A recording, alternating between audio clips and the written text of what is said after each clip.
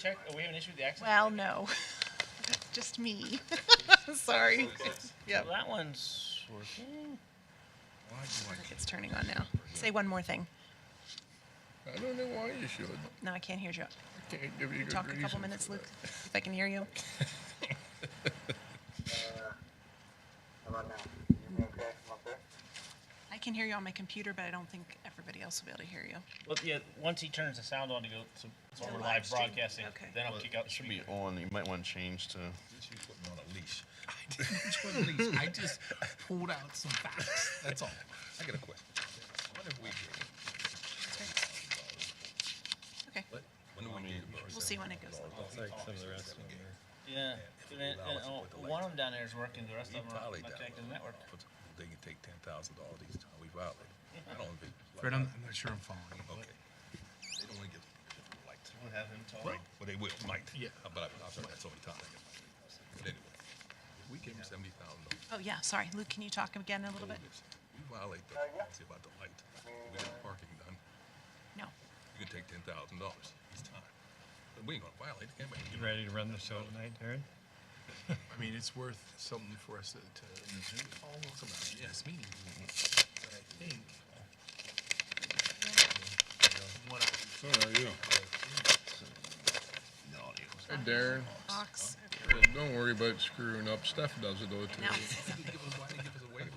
So you can't. Can you hear me All different? good. there we go. Everything but football. You wanna do that with football? Say it one more time. Football. I'm $70,000. How about now? some kind Can you hear me? of Yeah. like why we We're good. figure this out. Yeah. Can we put Yeah. lights? Yeah. Go through it, and then if we violate it, we'll take $10,000. I tell you what, it's outside the box thinking, Fred, and I like it. I'm tired. My jackass has run out. But Fred, we're so close. We're closer than we've ever been. I see you still haven't. You must have had a concussion or something. Is it Fred? Peace summit, my friend. Peace summit. I'm sorry. 17 years of working with people. I know, Fred. I'm gonna bring you a big lollipop. I'll bring to that meeting, okay? Let's make him a stretcher so they can carry me out. John's still in trouble.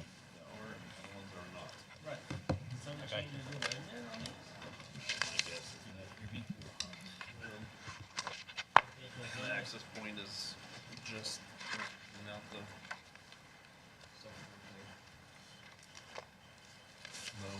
Dr. Stevens, are we having technical difficulties? Was that? Are we good? Yeah, with some of the board laptops are not connected. Okay. I don't need mine. Get you out, huh? Are we able to get rolling? Go ahead, activate it.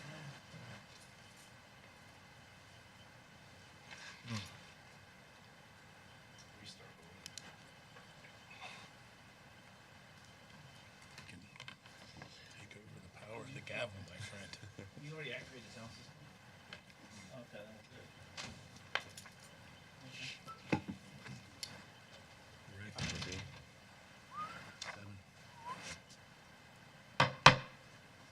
Welcome to the Shippensburg Area School District, and call to order the Committee of the Whole. Turn it over to Mr. August. Thank you, Mr. Donovan. Tonight, Board, we have two presentations. One from a company called Nexus in regard to a potential data warehouse and financial inquiry system that I think Recording in progress. will intrigue you, I hope, and solve a couple of problems that we have and check a couple boxes to allow us to access our data better and, for students, but also financially. So I'm going to introduce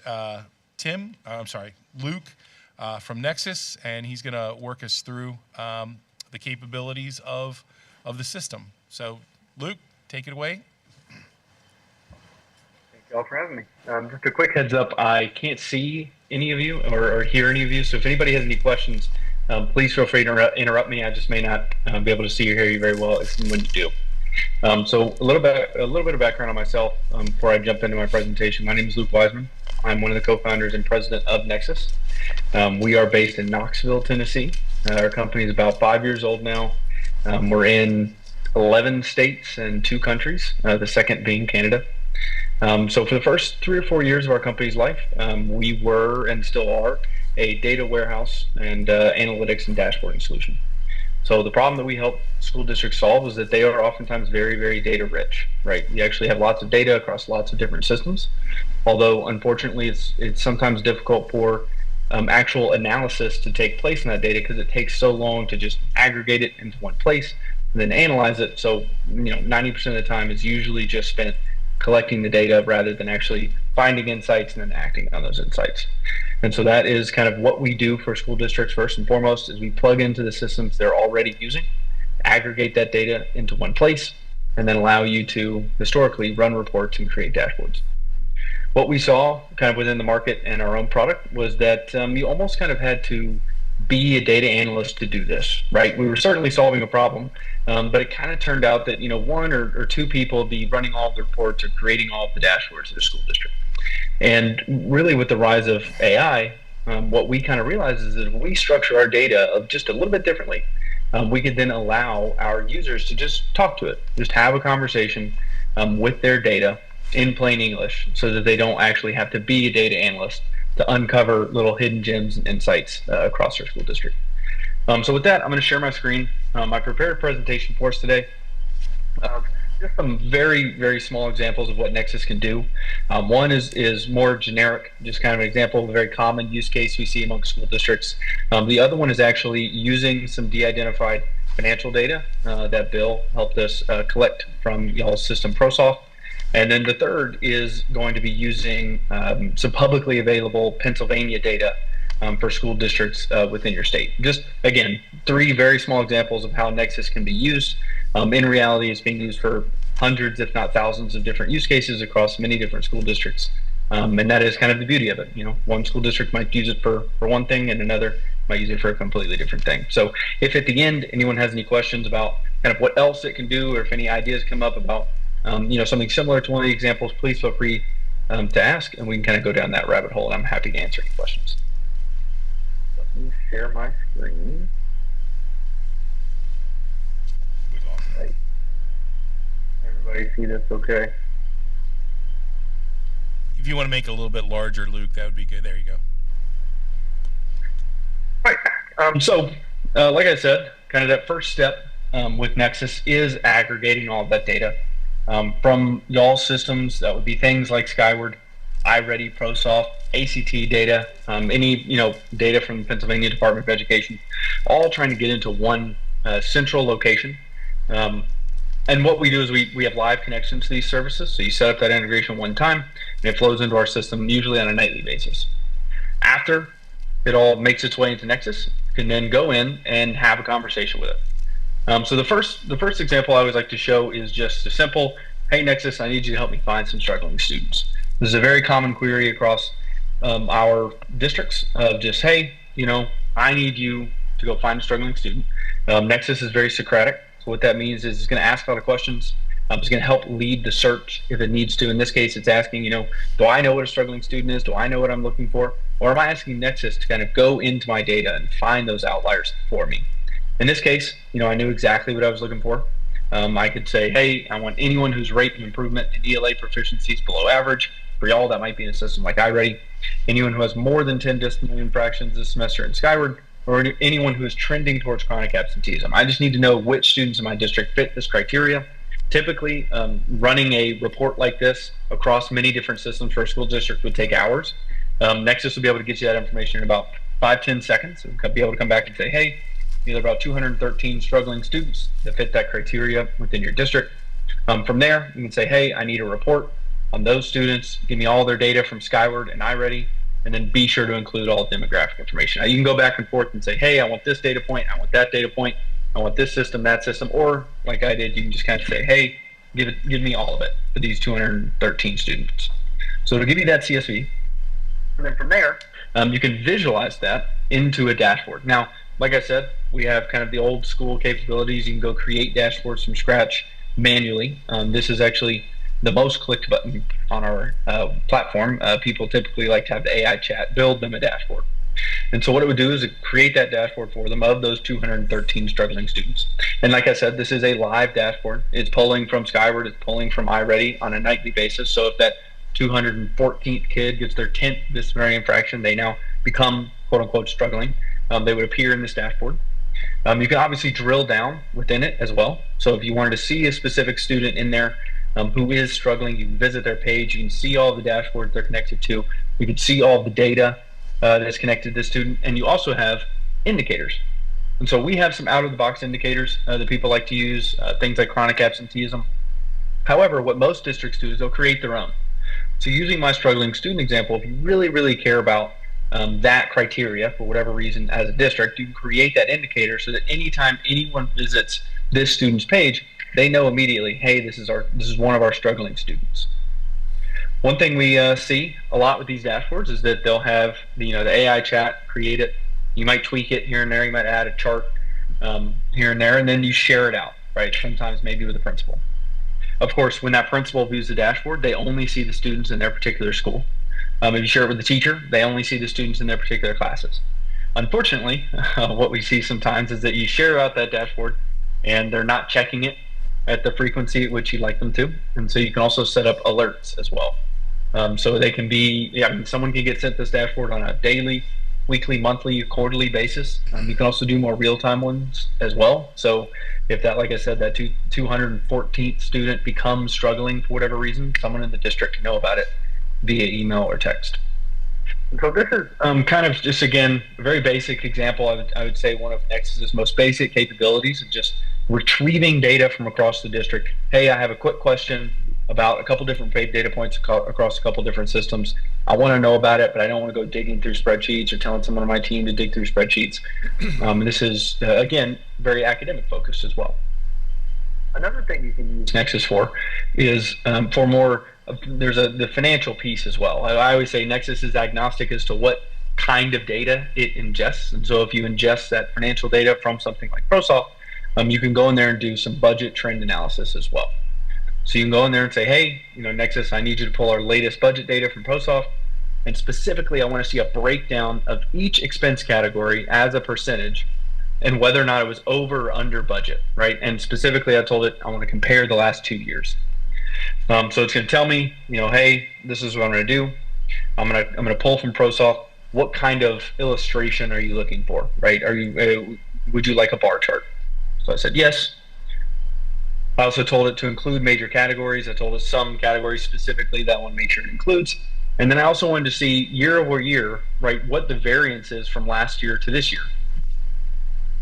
And so it gave me this bar chart, again, breaking down all these categories over here on the left side for the last few years, and then where it's projected to be this year, and whether or not we were over or under budget. And then over here on the right, it was able to tell us that, last year, at least according to the ProSoft data that we pulled, it was about 2% over budget. And then this year, we're projected to be actually about 5% under budget. Again, doing all this analysis, you could probably get down to this in about 30 seconds or less with that ProSoft data. So my background, I don't know if I've mentioned at the top, is applied analytics and economics. I can tell you firsthand that building something like this with that ProSoft data would take me at least all day. And then you run the risk of human error. Hopefully I did it right. So again, just different types of data retrieval, being able to kind of quickly find this data within ProSoft, especially when you get to some of those maybe older platforms where it's more difficult to get that data out. And then of course you can come back and say, hey, describe this chart to me. I'm not exactly sure what I'm looking at. And so it'll be able to tell me that that we're projected to fall 4.9% under budget for the year. Luke, if I could interrupt for a second, just to be clear, that is the data that you pulled out of ProSoft for this demonstration, correct? Yes, this is the data that Caleb helped us pull out of ProSoft. This is run with y'all's ProSoft data.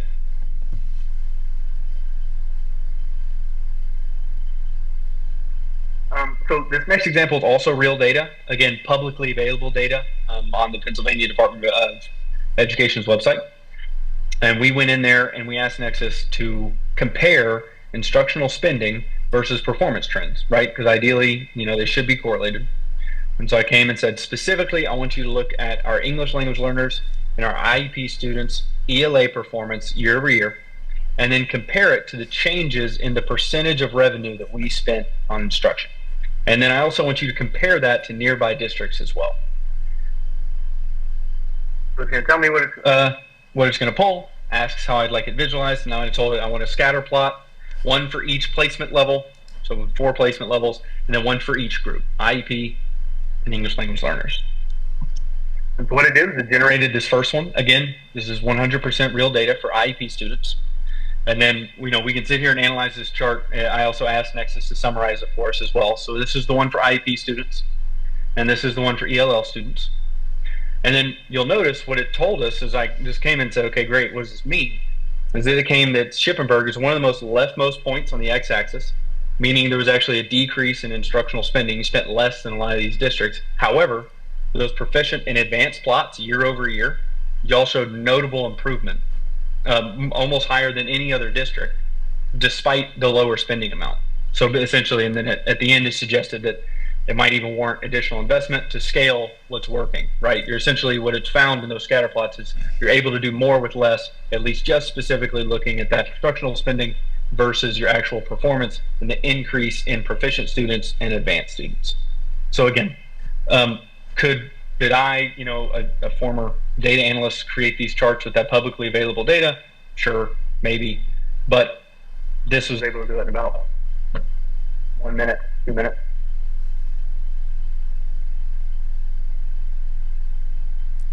So other use cases, teacher effectiveness is a big one people love to do.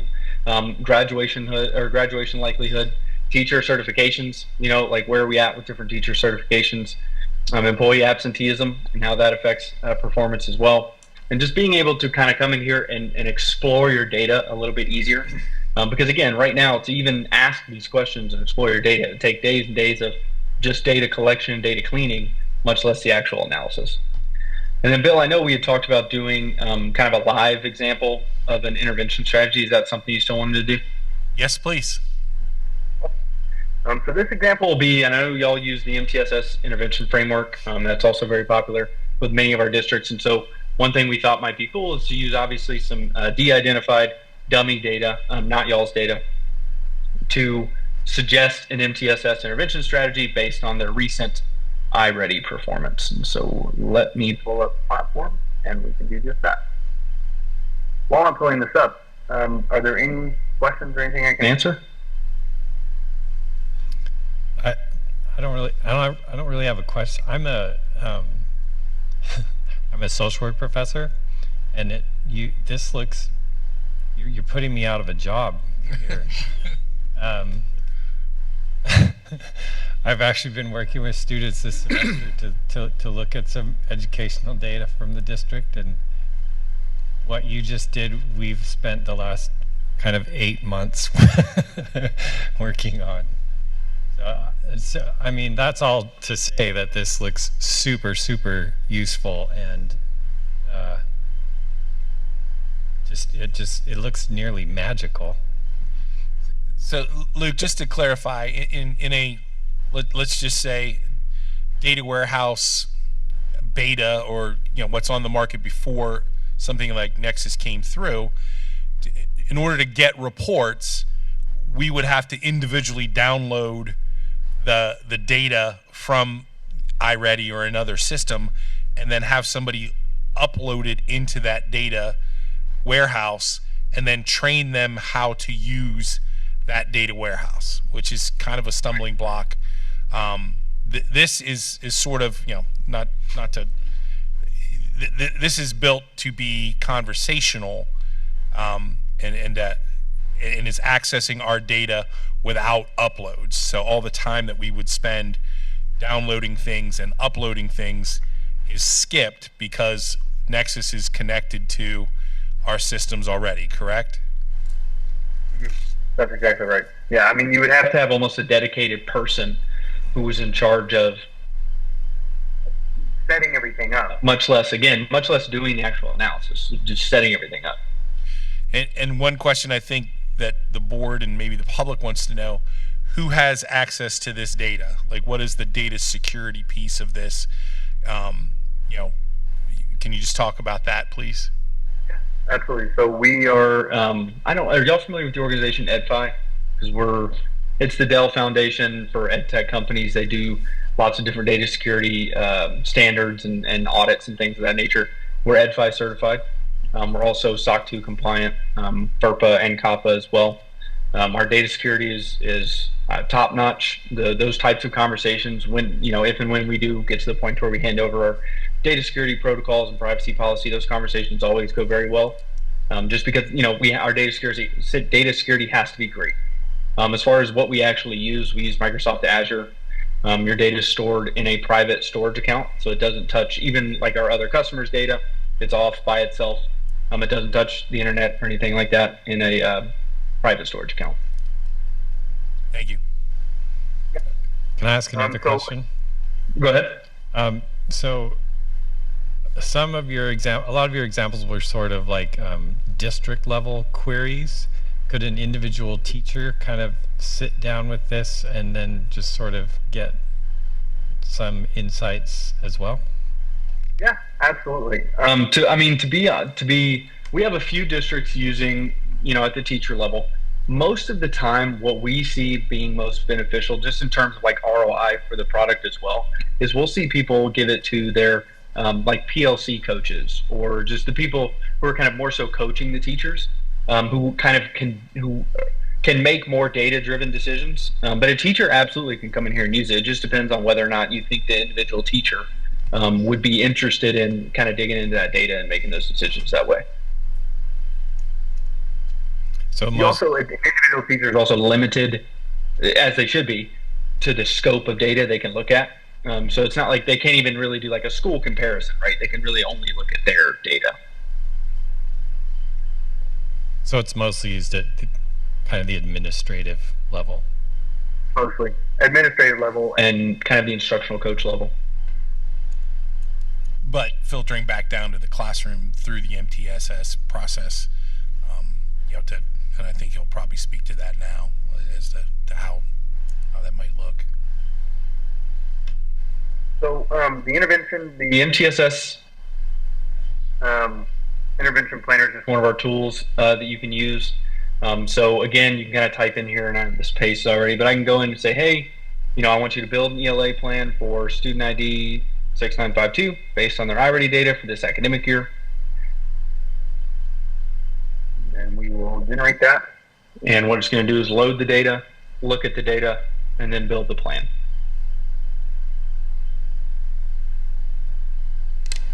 One thing about Nexus that people really like, I know it seems like a lot, but people love it, the fact that it's going to tell you what it's doing as it does it. So going back to that struggling students example, because it's a presentation, you kind of spit out all the other stuff. But it's going to tell you exactly how it came to that number of struggling students. It's going to tell you what data sets it loaded. It's going to tell you what students it looked at, so that you can always cross-reference it and double-check it if necessary. Can I ask you a question? I know you can't say it, but you said we probably need a person to do this. They input, they just for the input, or are they supposed to extract this stuff and disseminate it within the school district? No, so our connection, I'm sorry, I can't hear y'all super well, but the connections to the existing systems are 100% autonomous. No one has to do any downloading or uploading of data. Okay. Yeah, it's the opposite, Fred. All right. So with a traditional data system, like it's going to fall on someone to download and upload the data. Okay. With Nexus, we don't have that because it's connected directly to those systems. We just need somebody to query what we're looking for. So would that be like Google or ChatGPT, where you would search, but it's just looking at our students' data and our financial data and maybe HR data to answer questions that we would have of it. That sounds real good. I just want to like to talk about behavioral and discipline.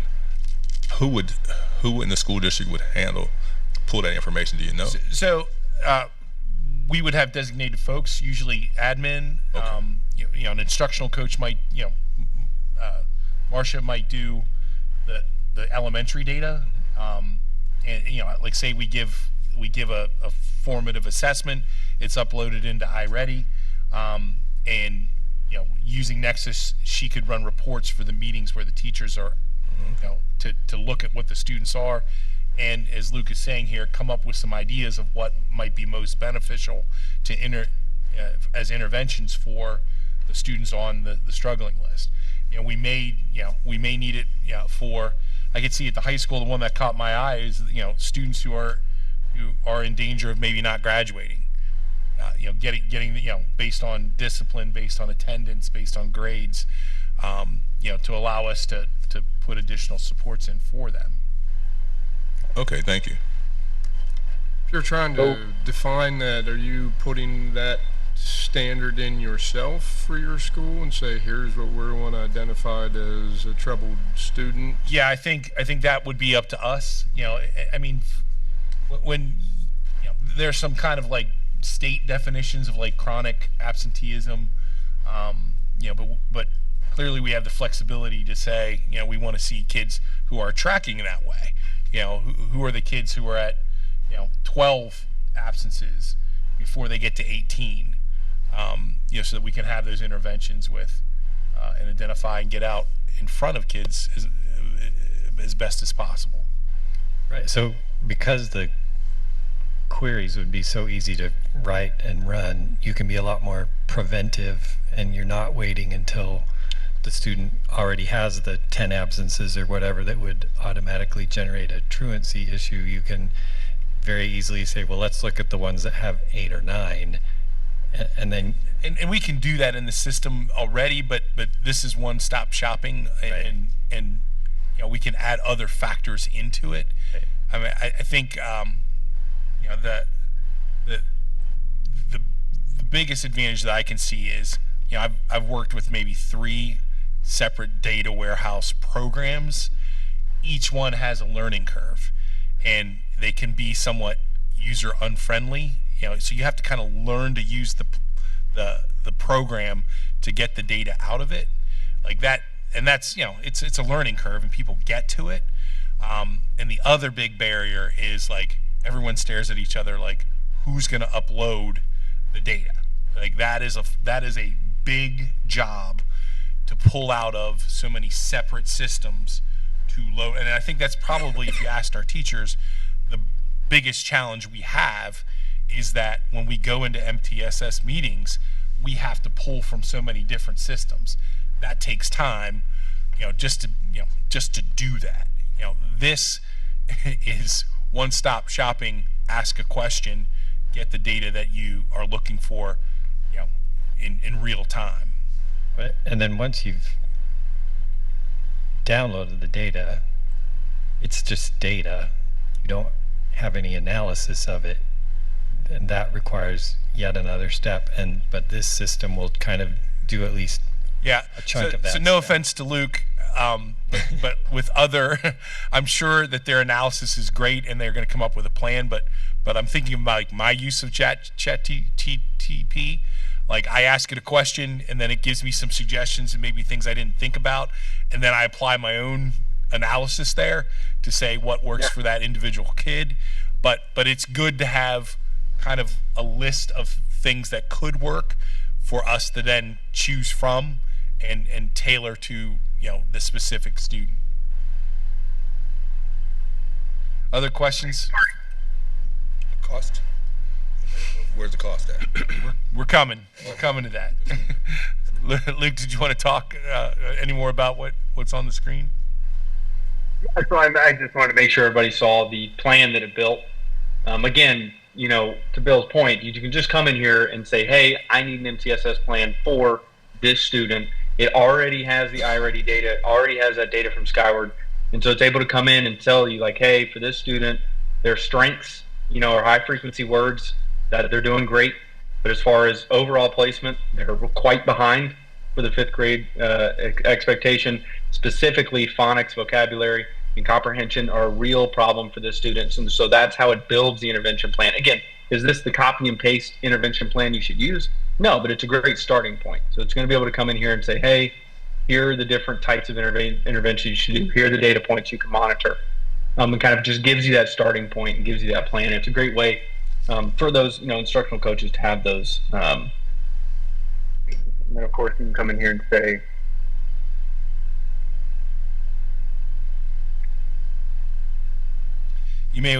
Luke, it's a little tough to see. I don't know if you want to maximize it or describe what Yeah, you're can typing. y'all read that in there? That's better. So again, just coming in here and it already having access to the data, right? And then also giving you that kickstart for the actual analysis. Is really all. And I could sit here and type and we can play around with this thing all day. I'm happy to do whatever y'all like. So, Luke, aside from the kind of one-stop shop data warehousing, you know, we're looking to move to have a fiscal efficiency committee. How would you see it being used to, you know, find, you know, savings or find, you know, can you speak a little bit to that? Yeah, so I mean, we've had people before use it to identify potential savings within their financials. So the most common thing, and I'm not sure if this is applicable to y'all, but the most common thing we see is that they'll want to identify usage versus price. So if you pay for something, making sure teachers are actually using it, making sure you know, each building is actually using it if you pay for it at each building rather than making it a building expense, and tracking that usage versus spend, and just being able to go in and just ask the question like, hey, I need you to analyze, you know, how often XYZ tool is being used versus what we're actually paying for it. Other ways are, you know, I'm trying to think of another example off the top of my head.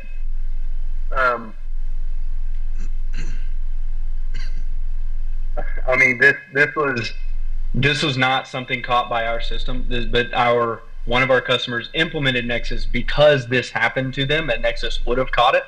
And this is a larger district, one of their assistant principals was being double paid for 2 years and no one knew. So being able to query Nexus and say, hey, do our pay, is the actual amount being withdrawn for payroll, you know, equal our pay schedule? There was a pretty big crisis. There's a district in Alabama that wanted to implement a system just specifically to double check their expenses on a monthly basis without, again, having to extract that data and analyze it and basically hire someone to do that. They were able to use Nexus just to, in plain English, go in and double check every once in a while. But I think more than anything, it's just, like I said, Nexus is agnostic as to what data actually goes into it. But it's nice to just have all of your data in one place, so that when you have those questions and when you need to ask those questions or write those queries, you can do it in plain English, and there's no setup involved. You can just go ask the question and get an answer within the next 10-15 minutes at most. So just to kind of summarize, it provides academic, instructional use, provides financial use, and essentially HR functions as well. Is there anything else that schools typically use it for outside of those three?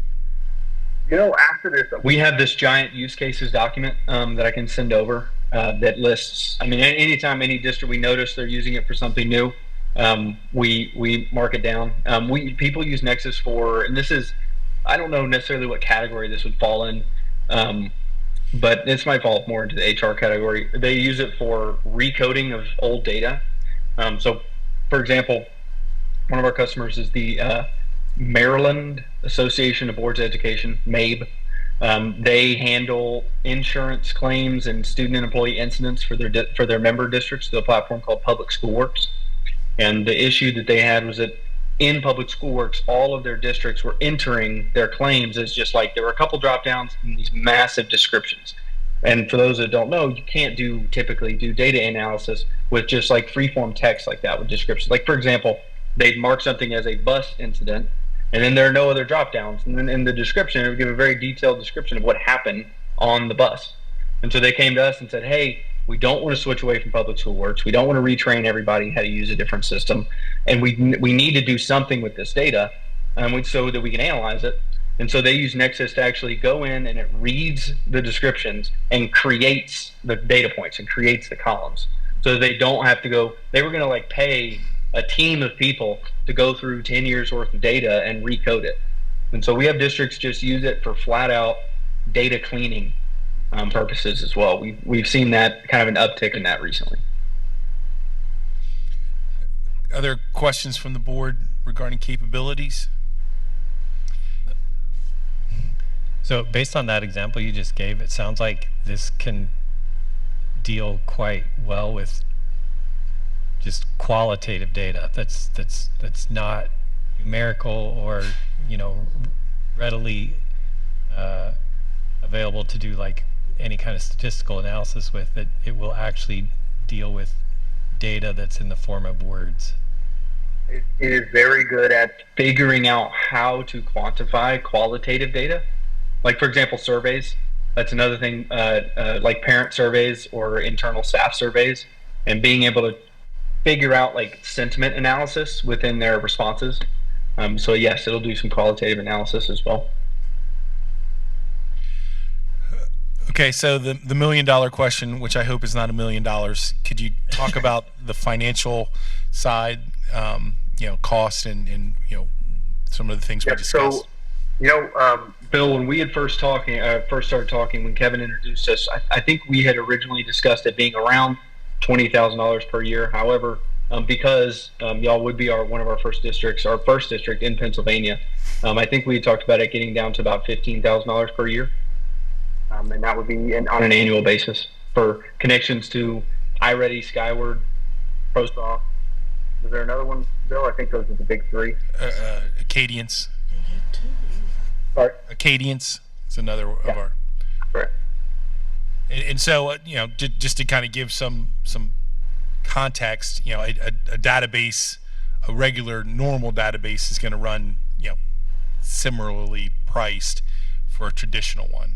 You know, so you know, as you might see, I'm pretty excited about this because it checks a number of boxes of things that we want to do, and so I appreciate Luke you coming out tonight to you know, give the board kind of a preview of what Nexus can do. Any other questions for Luke? Does it come with a set of steak knives? Luke, we're gonna need steak knives if we go. Okay. Will do. All right, sir. Appreciate your time tonight. Thank you very much. Thank you. Thank y'all for your time. Thank you. So, like, as a comparison, like, I assume that those other data management, like Skyward, that comes with a fee as well, right? Do we know what Skyward, like, for example, costs as a license fee per year? You mean to add their data analysis tool?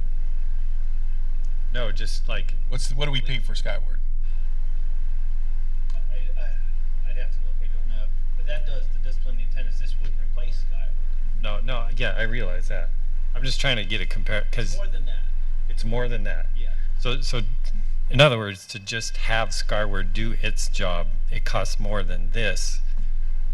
So this is not an exorbitant fee.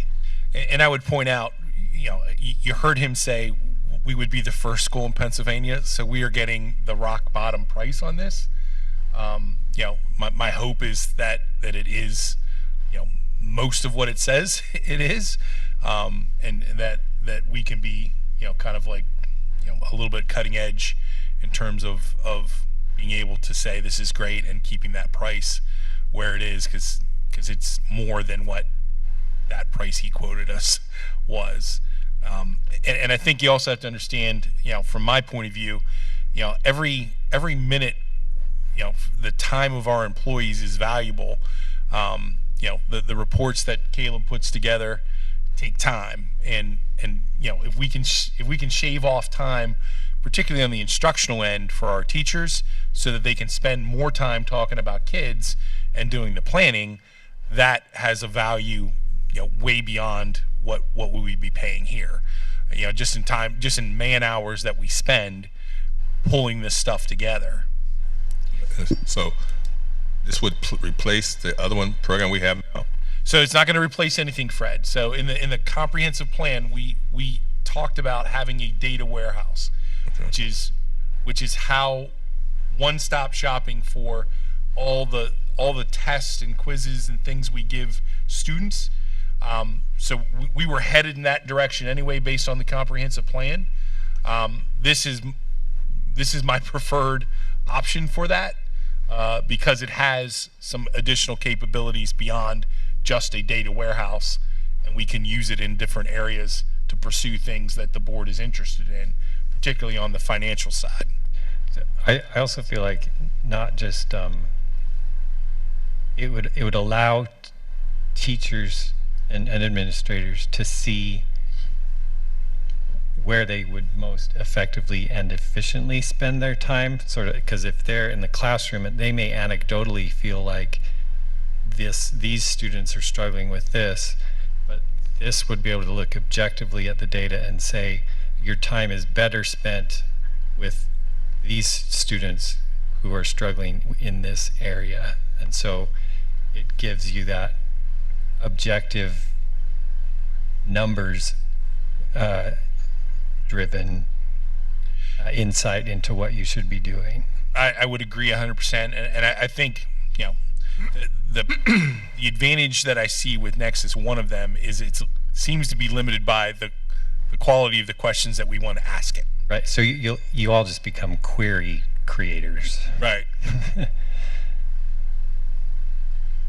been a long time since I've seen a report card. Usually I'm just looking at a letter grade. You have all this kind of information already logged in on kids to tell you about behaviors and all kinds Yep. of... So in Skyward, you know, discipline gets entered, attendance gets in. You know, so that's kind of the problem, Mr. Carey, is like it's very, we're not unique in schools. Like our data is siloed. You know, so like the attendance data is over here, the achievement data is over here. You know, the health data is over here. We have different systems for all of it, and that's what makes it laborious to do some of the work, is that we have to spend time getting in. You know, like if you talk to one of our coaches and they go to MTSS meetings, then like all the tabs that are open on their computers. You know, so this is one tab to query and get the information that you need, you know, almost instantaneously. I assume, except for like counselors, because that's privileged. Or... Yeah, I mean, counselors may use it to identify kids who are struggling, you know, behaviorally or attendance-wise, They won't add academically. But it wouldn't get into the mental health side of things. Any other questions? I mean, I guess while it's fresh in our minds, like where are we at as a board with wanting to discuss it further? Like run it through a committee or kind of discussion? What's the time frame we're looking at to? So in my talks with Luke, he was willing to, you know, if it were to be approved, give us the rest of this year for free, you know, so to speak, to play and use it and figure it out, and then we would look to do it for the following year, you know, to sign the contract. So we have some time. You know, my thought would be, you know, we can discuss it here. I can put it on and, you know, get something formalized from Luke, put it on a discussion agenda, and go from there. Sure. So you're saying a trial period through the end of the year with no commitment to go on to the next year, or there is a commitment to go on to the I think my conversations with Luke were a commitment to go, you know. But after that, it's like a year-by-year commitment? Yes. So we're already getting a reduced price apparently, and we can get like a year and a half's worth for a year's price or whatever. Correct. I don't see it, to me, it's not a, I don't see it as a loser. There's so many things you're covered there for our students, and it's our job to make it better for our students, and for Caleb for the financial things. We're worried about financial. I don't see a downside. Except $15,000 a year for a couple years. To me, I don't see a no-brainer for me. I'm gonna, since he's not here, I'm gonna put my Kirk baseball hat on, and I think that it. I think I don't know if Caleb feels like it would be a useful thing, but it seems like that ability to kind of run a really cool looking report that really gets you at some of your fiscal insights that you need when you're putting a budget together would be, I feel like it'll pay for itself. just with the financial side of things, but then if you add all the stuff with HR and the academics, it seems like it'll pay for itself. Well, and as we look to start that financial efficiency committee, think about how easier it is to ask a plain question that you might have, and the time on our business manager to pull all that information, it's hours of time. Just, I'll speak for Caleb.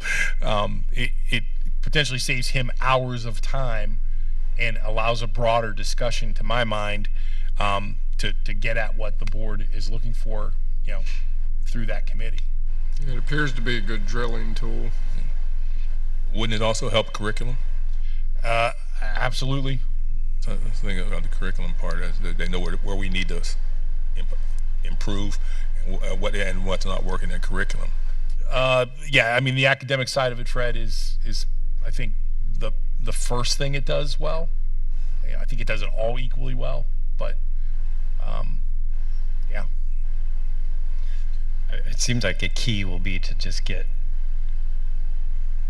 make sure people keep playing with the new toy, right? And because you might get a lot of excitement up front to begin with, but then make sure that it actually becomes something that is regularly used to its full potential. Absolutely, and I think because of the accessibility of it, that would be my fear in a standard data warehouse is, and I've lived that, where we have it and people don't know how to use it, and they don't have the time to learn or to play with it. Like the level of access to this is so familiar to anyone that's used Google or ChatGPT. Like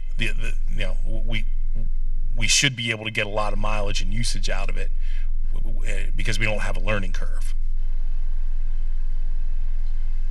I would say, Mr. Bard or Mr. Kressler, you guys have anything? No, I don't. Yay or nay? Positive. I'm okay with it. I think it provides a lot of good things to us for a really good deal. So. It sounds like there's a lot of positivity around it. You gonna put on discussion for next week? I'll put it on, based on this discussion, putting it on the discussion agenda moving forward. Hopefully, we can get it approved by April. And to me, I think the first thing we would do with it, one of the first things would be when we get PSSA data back, that's what we would upload into it first to be able to hit the ground running with the students coming in. I mean, that would be a huge thing that principals could do, right over the summer. So we get on for discussion, and that still gives us time to come up with questions and go from there. Thank you. When's their year end? Is not on the fiscal or on a fiscal? Yeah, we'll make it fiscal, July 1.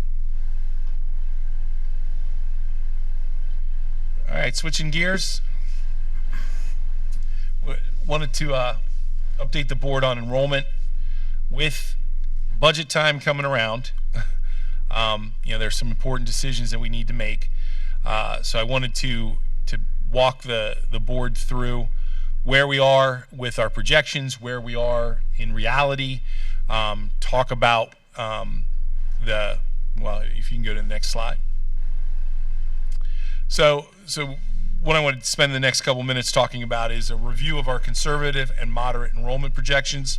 The board has seen these, but I think it's good to get them out there again, so we have a clear understanding of what we're facing. This impacts budget, staffing, facilities, all those things that we wrestle with are tied up in what is our enrollment going to be.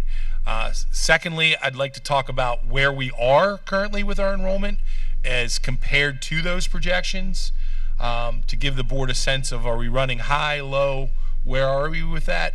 And then finally, review the potential staffing future needs and solutions, okay? So with that in mind, the first graph that you see is we used predictive enrollment analysis through PowerSchools to generate this graph. This is the conservative projection. This was based on gathering information on new housing, birth rates, any kind of residential activity in our district. Okay, as you can see, this conservative graph is not too scary. It shows us with, I think, pretty reasonable growth, pretty manageable growth, and I think that's something we have to recognize. Okay, so we all feel the enrollment over time, but we're lucky in Cumberland County that we are not getting like double-digit or high single-digit growth per year. Okay, so our growth under the conservative model is running just 2% or under per year, and as we'll look, it tapers off after 2027.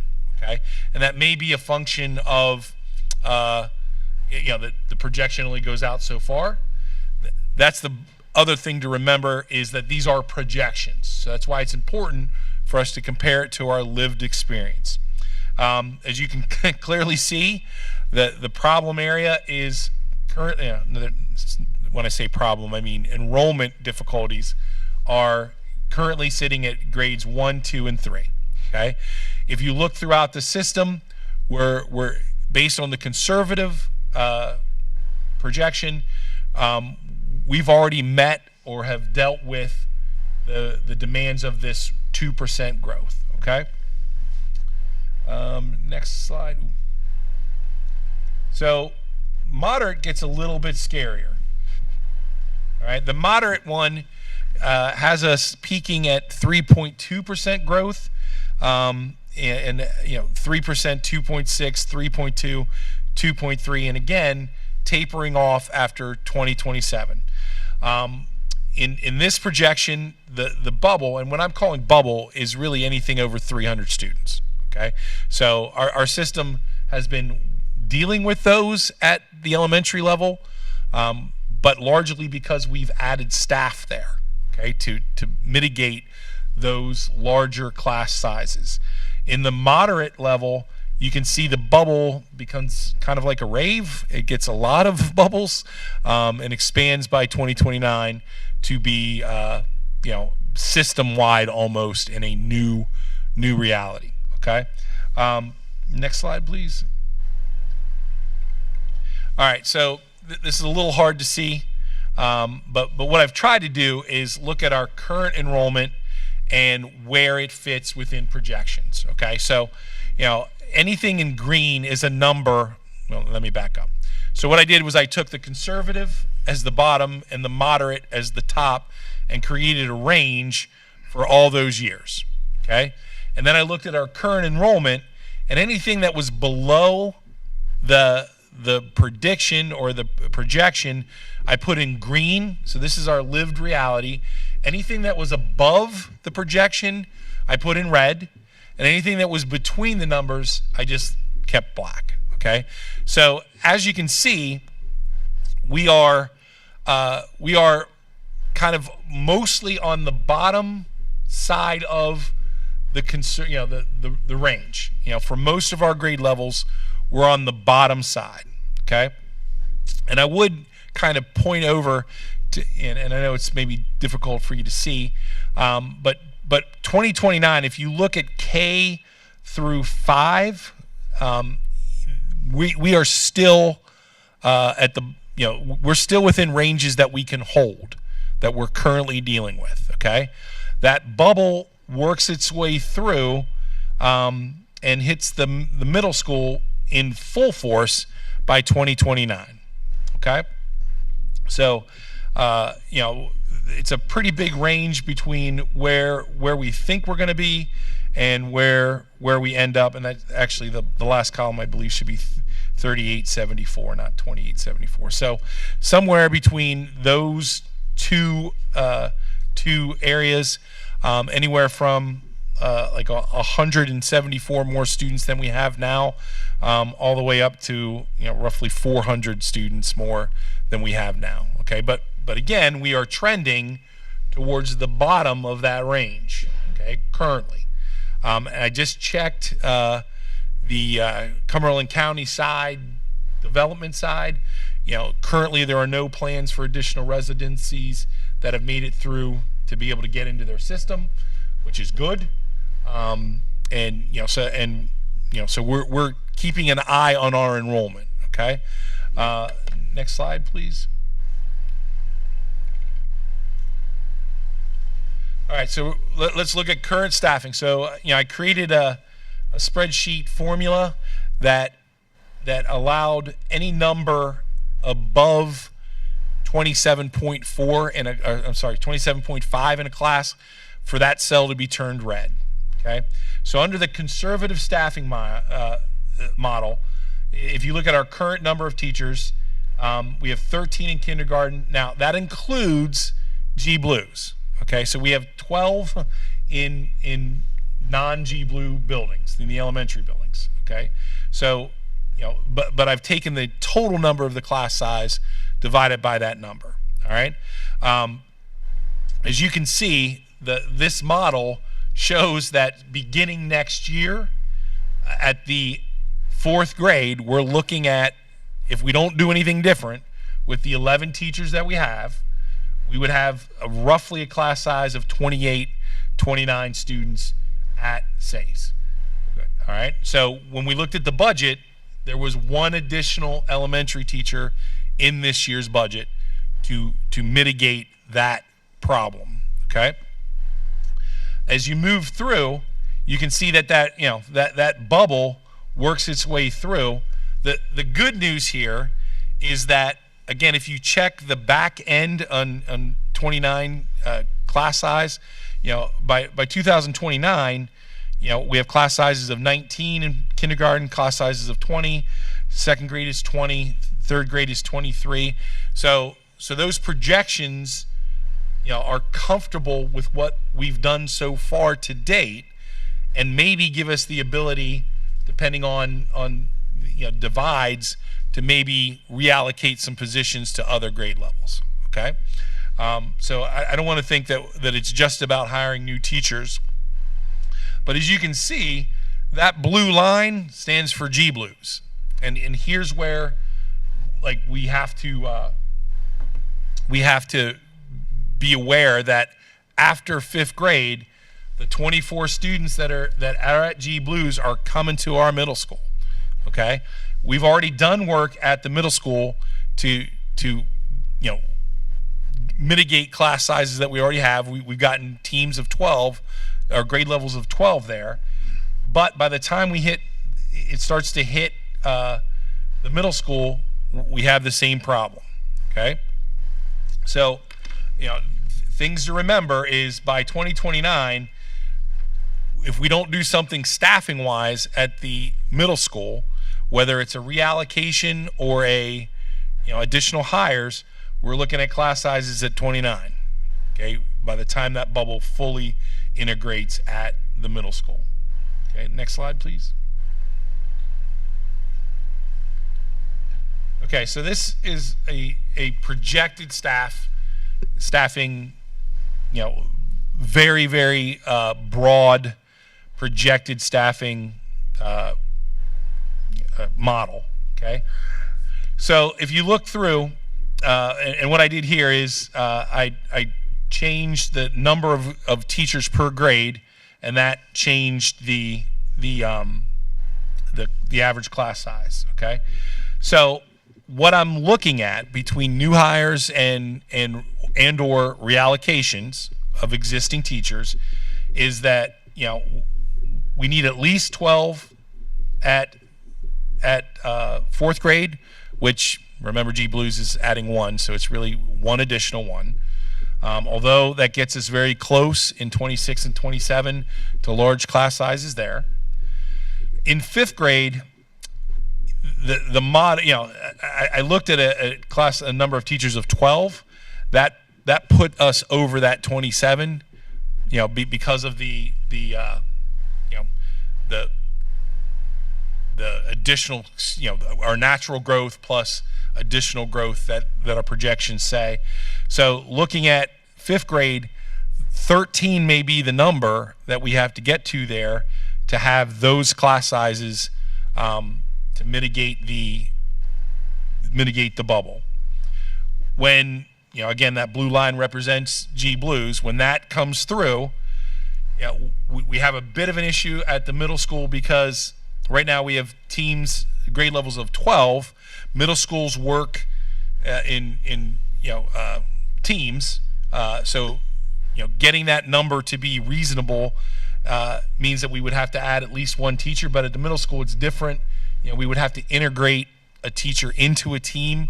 You know, and there's some ideas that we'll have to work out and be creative there. Okay, so again, this is what our future looks like based on our best projections and the staffing requirements. And along this side, you can see the Delta side is what I'm predicting. You know, we'll need to do teacher-wise, moving down. You know, over the next 5 years. Again, either through reallocation or new hires. Any questions so far? What does the highlighted 299 mean? I didn't put it in the bubble, but it's awful close to being in the bubble. So I wanted to highlight that that's not quite there yet. And, you know, same thing with the 27.33 in 2006 and 2026 and 2027. Those are edgy numbers that don't quite hit what I put in the formula.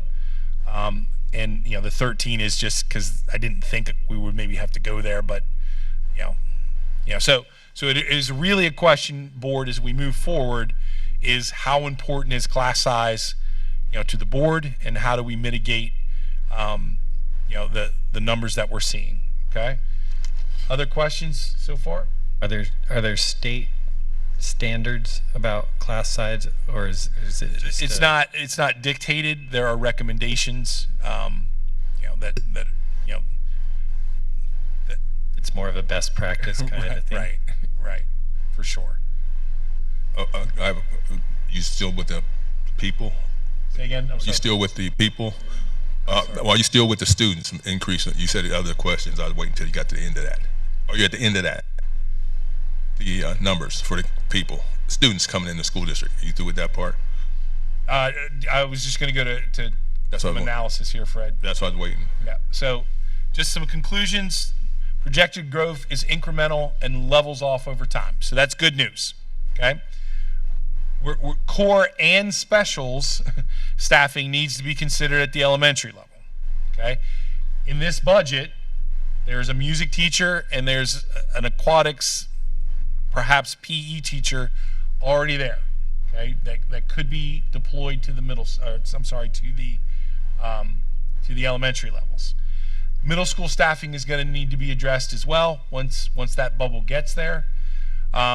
This can help drive facility decisions as we finish up our projects, dust off, and see where we land with construction capabilities, where we best need to put our efforts to deal with this bubble.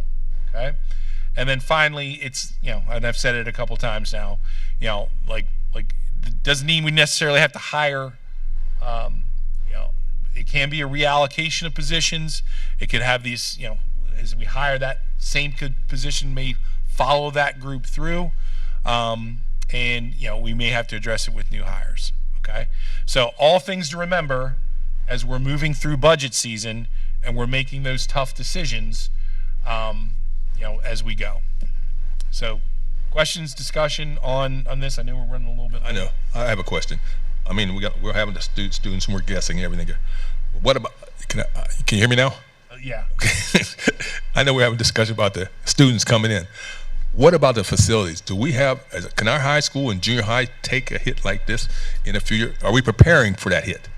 That, Fred, is why I'm showing you this data. Okay, so we have some time. We've already done work at the middle school.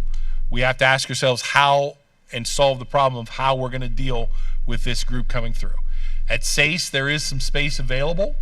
We've already identified some classroom space that we can integrate into into core classroom space. The beauty is it's a bubble. under the conservative model. So there may be some each building kind of having like some pain as that group moves through.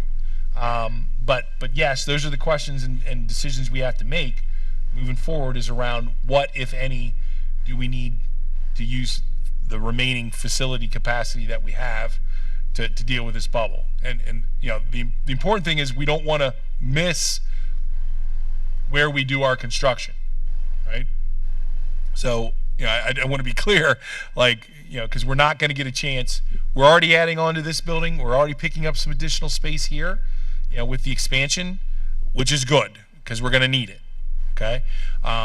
You know, we already picked up space when we had the administrative building. We picked up 3 or 4 classroom spaces here, or spaces here. So it may be, you know, 6 one, half dozen the other of how we navigate this bubble through the system. When are we going to make that decision? Do you have any idea? Are we going to? I mean, every time I look around, we're chasing, adding on. I'd like to see something in the future. What are we going to? So this allows that discussion to happen, Fred. Okay. Okay. So I don't want to wait. I don't want to wait till the day. Right, and that's why I'm putting this in front of you now. Okay. Okay. Other questions? Yes. Who are we engaging with on the Franklin County and Cumberland County side that maybe has like boots on the ground as far as like housing developments and things like that? Like, it's good to look at the data, may give you like a general sense, but it's always good to get feedback from individuals that are. Yeah. So to that point, Mr. Donovan, I attended the Cumberland County supervisors meeting and got on their email list and I just got the first email today of access to their dashboard of what's going on in the Cumberland County side of you know, our district. We've already met once on the Franklin County side, you know, through Mike Ross. He pulled that together. You know, so I think periodically we're going to do the Franklin County side. I'm more concerned about the Cumberland County side because we're currently still you know, that side of the district is still second in the state in growth. So yeah, that's kind of the side we have to kind of pay attention to. Thank you. Just that, or is it Cumberland County that's second in the state? So, is it just that our chunk of Cumberland? No, the whole county is the whole county. second. Okay. Yeah, I just read it. It's actually in that book I gave you. You just kind of hinted at this, but it almost sounded like you said we might almost have someone that kind of follows this bubble as almost like a cohort kind of model. Is that a possibility? I mean, there's like, I think it's going to be a multi-pronged strategy. Okay. Of how we mitigate this, you know, and looking at what actually shows up, and what we need to move. You know, so at the end of the year, making those, you know, reallocations make sense. So, thinking about looking ahead, before the middle school project that's completed, the new addition on the, I call it the Y side, before that was completed, our board at the time planned ahead, I believe, and Caleb, this was pre-you, but we had like a designated thing out of fund balance that we were going to say, like, I don't know how many it was, 4 teachers maybe, to pay for that. We didn't have an even amount of teachers per grade, so we planned ahead and said, like, we're setting this money aside. So as we look to like this bubble that's in elementary now, as that gets to middle school, is that something we can also look to do in the future? Again, as Mr. Scott said, planning ahead, so that way when it gets budget time in 3 years, we're not like, oh no, we have to. Yeah, I mean, like right now, I think we're looking at just how do we deal with the bubble at the elementary level. Yeah. So, and at the elementary level, it's really about, you know, as you saw, adding a teacher or two to the grade levels that it goes through, you know, or transferring once we get through. So, I think we've done some of that work, Mr. Kressler, in that in order to deal with the bubble in 1st, 2nd, and 3rd grade, we've added 4 teachers and some specialists, It's just a matter of the configuration of like, how do we, do we get a population that still requires that deployment of those teachers, because they're already in our system. Where it gets tricky is at the middle school level because of certifications and just how it's designed, how we get creative with getting those numbers to be appropriate. Well, it's tricky too as far as space and trying to guess how you're going to build, or if we add on, do we add on? How much do you add on if you see the number coming back down? Right, and that's what I wanted to show you is before we, a lot of possibilities. right, before we just say, hey, we have to add on to elementaries, we really have to ask the question, do we need to add on to elementaries? Not that Body you can add on, the building, once you do it, it's Right. quite a commitment. Right. So, and that's not to say that there isn't a decision to add on to the elementaries, but I wanted just to have the real-time data of what we're experiencing and where we're headed, so that we can have those discussions and make those decisions. Any other questions? Okay. Good. To be fair, I was pretty quick. Are we good to go? Yeah. All right, call to order the Shippensburg Area School District Planning and Action Meeting. Mr. Barwin, do roll call. Mr. Bard, Here. Mr. Carey, Here, Mr. Kressler, Here. Dr. Goetz, Here. Dr. Lyman, Here. Mr. Noggle. Is he online? he didn't dial in yet. Mr. Scott, Here. Mr. Donovan, Here. Mrs. Eberly. All right, join me in the Pledge of Allegiance. I pledge allegiance to the flag of the United States of America and to the republic for which it stands, one nation, under God, indivisible, with liberty and justice for all.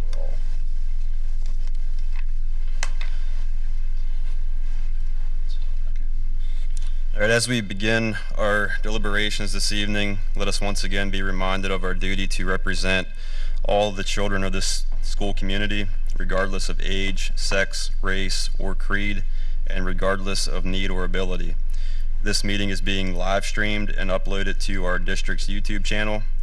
May we now have a moment of silence to reflect on our thoughts, plans, and actions on behalf of the students in the Shippensburg Area School District, and also a moment of silence for Nancy Ann Piper, a graduate of Shippensburg Area High School, and Robert E. Bob Wyrick, a 1961 graduate of Shippensburg Area High School.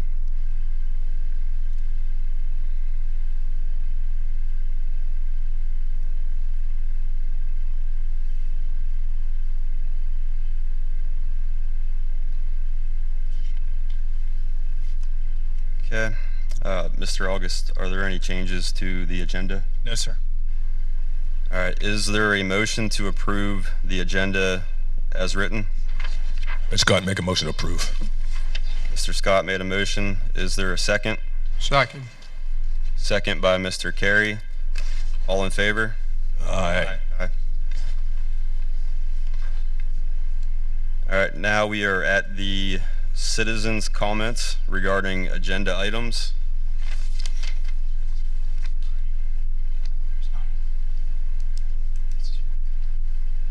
Do you have a card? Sir, do you have a card? I signed up on the sheet, but I didn't know there was a card. Okay. Mine would be off the agenda. Okay. So that would be at the end then. All right. So there is no comments on agenda items. Moving on to reports. Mr. Blunt is not here. Okay. All right, then we will go to the Franklin County Career Center report. We have a meeting on Thursday. Okay. All right, on to board committee reports. The Athletics Committee. I guess I'm chair of that. It was a pretty short meeting. Sarah just went over it. The winter sports ended, and the spring sports are pretty much in full swing. I mean, as far as practices and that kind of stuff. And give us a little update. It's going to be a little more money for transportation because we got to transport the track team to different locations for practice because of our track not being done. But other than that, that's about it. Thank you, Mr. Bard. Facilities? Yeah, I forgot I was doing this. Had the agenda sitting in the car. I made sure to get it in the car so I would bring it, and then I left it there. So I'm going to go by memory, and then Curtis, maybe you can help me. And then I think Mike has an update too.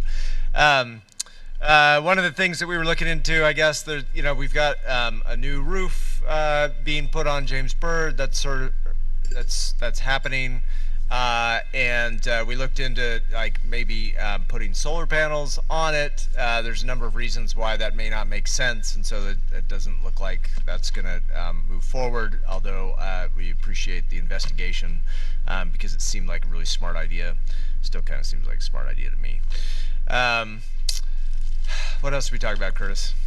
There were a number of things. There were a couple of change orders. There were minor things.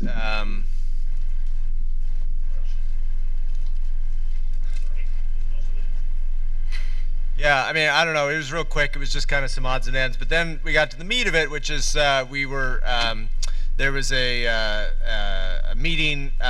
Several board members went to the borough meeting to discuss like a way forward with getting parking for our new facility. And I believe that Mr. Carey was at that meeting. So, Mr. Carey, if you want to provide some, I don't know, some sort of overview of what. Yes, absolutely. I'll try to keep it brief. There were a lot of details discussed, but we met on the 18th at the borough meeting. It was Curtis, Kirk, and I went, and honestly, with meeting with the borough, they seemed very much in favor of helping us resolve the parking issues. It seemed like it couldn't have been much more productive in that regard, and that was greatly appreciated. They were very amenable. It seemed like it boiled down to the main issue is they didn't care too much how we did it. They liked our idea of designing stone pathways around the barn area up there.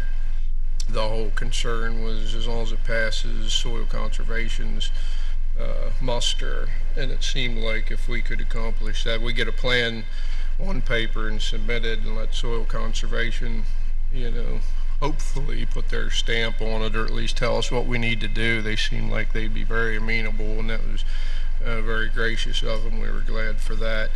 There was also the suggestion that because the parent loop being going to be like 24 feet wide, we would be able to park that whole loop in. There was a fire chief there, and he said he had no issue if we park the front loop all the way around, as long as we left room for right in the front in case there were any emergency. So they seemed like they were helping come up with ideas to resolve some of those. So we'll probably have to do a new count and figure in. I think we already Curtis worked on that some already to get an idea of what will be added in on those roads and access areas and narrow down what is the number we need to account for. But I think we can do that.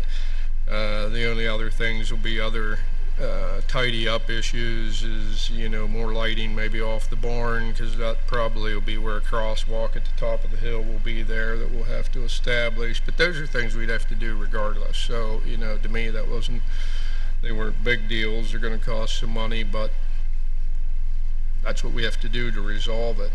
So all in all, I thought it went very well. Well, that was my impression as well, is that there was general sense of positivity and willingness to help solve the problem. There's also, to my understanding, been some informal conversations with soil conservation since then, and those have been positive. The next formal step, as I understand it, is the board is going to have to approve our, I guess, like the architect, or to create another drawing given like sort of what we want.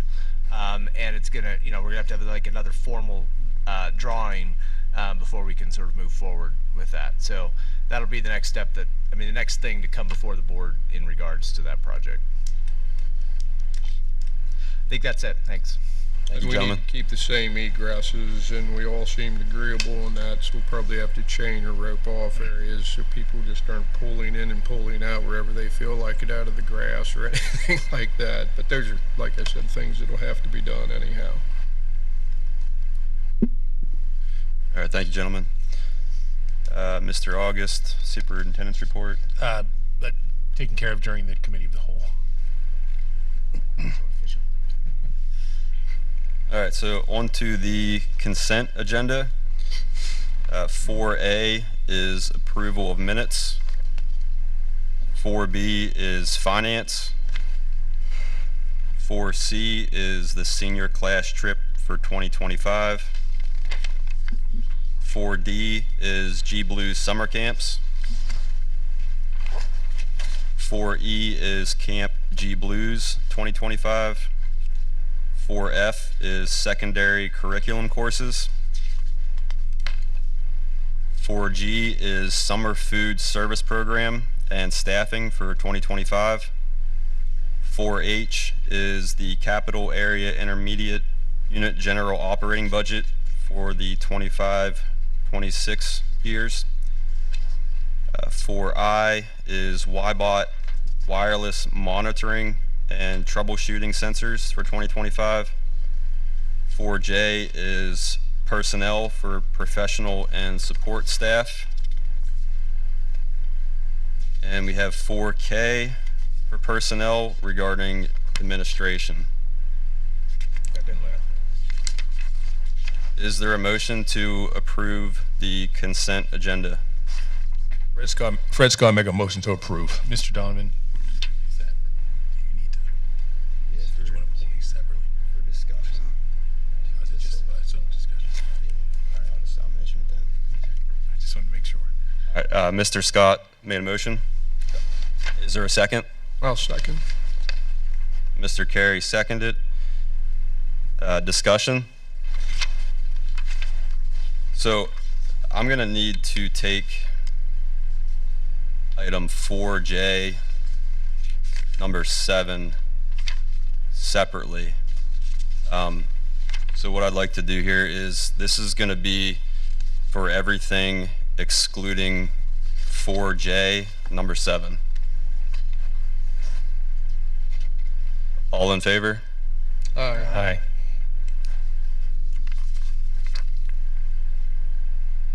Okay. Any opposed? All right, so for 4J, number 7, I guess, I don't know if there's a proper way, but I guess do a roll call. Just ask for a motion. The first is ask for a motion. Is there a motion to pass? Yes, I'll make a motion. All right, And I'll second.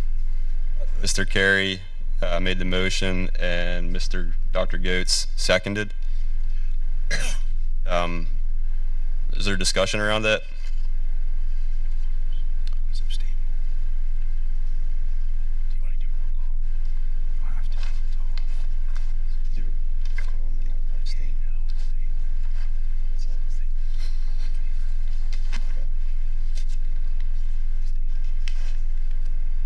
So if I say Any opposed? I say yes. Abstain. All right, all in favor? Aye. And any opposed? I abstain. Thank you, guys. All right.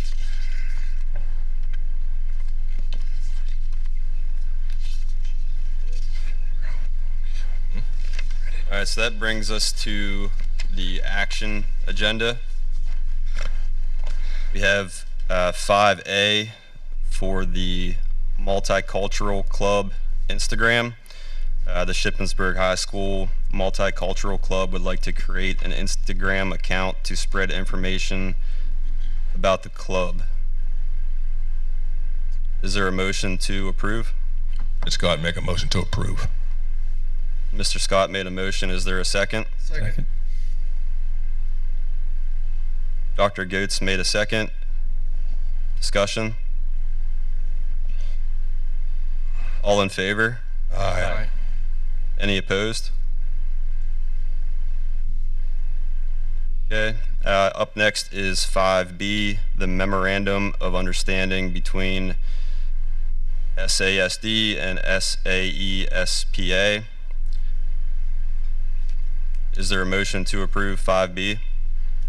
So moved. Motion made by Mr. Carey. Is there a second? Fred Scott seconds. Fred Scott seconded. All in favor? Aye. Any opposed? Moving on to 5C is dual enrollment at the Pennsylvania Western University. Administration recommends approval of the attached dual enrollment agreement between the two. Is there a motion to approve 5C? Fred Scott, make a motion to approve 5C. Mr. Scott made a motion. Is there a second? Second. Second by Dr. Lyman. Discussion? All in favor? Aye. Aye. Any opposed? 5D is the appointment of insurance agent. Administration recommends to change broker of record for all property casualty lines of coverage to Arthur J. Gallagher. Is there a motion to approve? So moved. Motion by Mr. Carey. Is there a second? Fred Scott seconds. Mr. Scott seconded. All in favor? Or, sorry, discussion? All in favor? Aye. Aye. Any opposed? All right, 5E is battery backups, CDWG mini bid. Administration recommends the approval to purchase 14 battery backups from CDWG. This was part of an E-rate mini bid. Is there a motion to approve 5E? So moved. Motion made by Mr. Carey. Is there a second? Fred Scott seconds. Mr. Scott seconded. Discussion? All in favor? Aye. Any opposed? All right, up next is 5F, Acer student Chromebooks for the 2025-26 year. Administration recommends the approval to purchase 400 Chromebooks. These will be for 6th grade students and new students for the 25-26 school year. Is there a motion to approve? Fred Scott, make a motion to approve. Mr. Scott made the motion. Is there a second? Second. Second by Dr. Lyman. Discussion? Yes. Is these computers, they gonna last them kids till their 12th grade, or we gotta replace them again? If they take care of them, they will last them till 12th grade.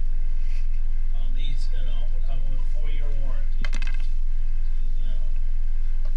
Now, will we have to buy computers for the next class behind them? Yes. So this is every year going we're facing. How big a hit does it take to? How big a hit do these Chromebooks take to your technology budget? The major, cost for the technology budget.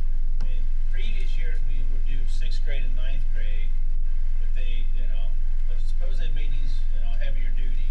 We're hoping that they'll last high school. We got to have them, so I just wonder.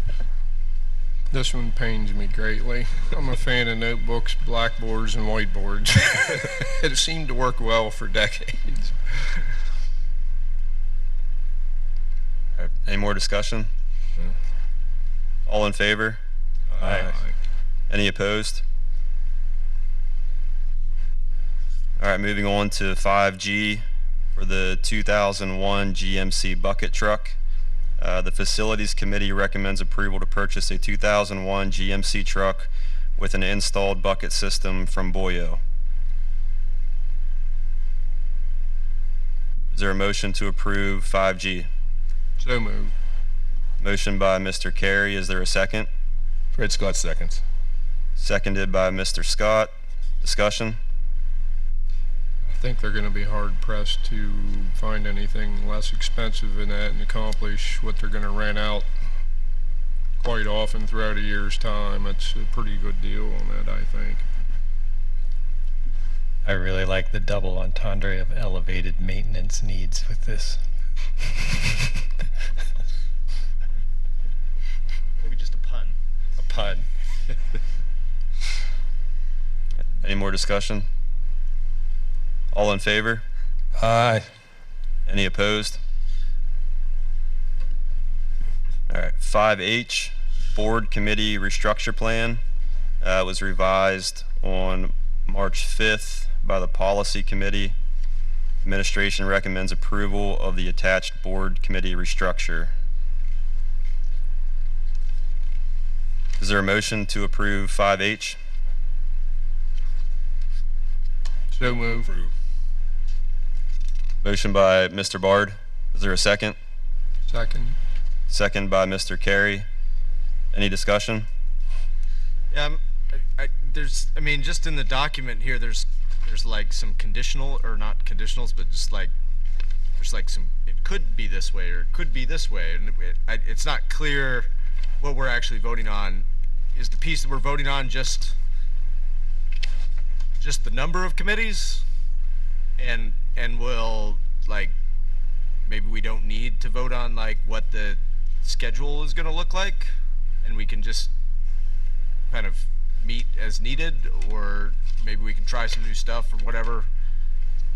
I don't know, because the document says for consideration, the board could do this or it could do this, so it seems a weird thing to be voting on. So, Go ahead. so Dr. Goetz, I actually had a question about that as well. And I think now this tonight, no offense, Mr. August, or to the gentleman from Nexus, but like those aren't very important things, but those aren't the things that like really stimulate my brain in terms of committee of a whole. What gets me is like I worry about us doing this and then us losing the opportunity to recognize students, groups who come in here. Like that is what is really impactful for me during this time. So just think about it. If we go to do this and we get rid of our like quarterly committee meetings of athletics and safety and outreach and transportation and all that, and we say we're going to do that in this time that we're sitting here from 7 till 8, what about the FFA students who come in and have presented every year? What about the facility dog presentations we had? What about the foreign exchange students who have come in at the end of their year before they head back and have started this awesome tradition of giving us flags from their countries? What about the Mini-Thon Club?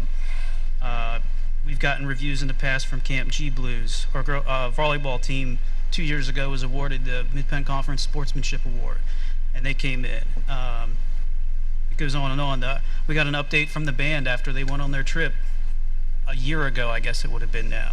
Like all of those things to me are committee of the whole time. Like that's how I look at it. Like I look forward to that. The Lego kids that came in with the Lego League, that was one of the coolest things I've ever seen. In fact, like I went and got an extra like tutoring session by 4th and 5th graders on how all that worked because I was so fascinated by it. So I worry that we lose things like that to lump in our committee stuff, or then does it become like, okay, so we'll still bring those kids in, so now we'll just start our meetings at 5 o'clock.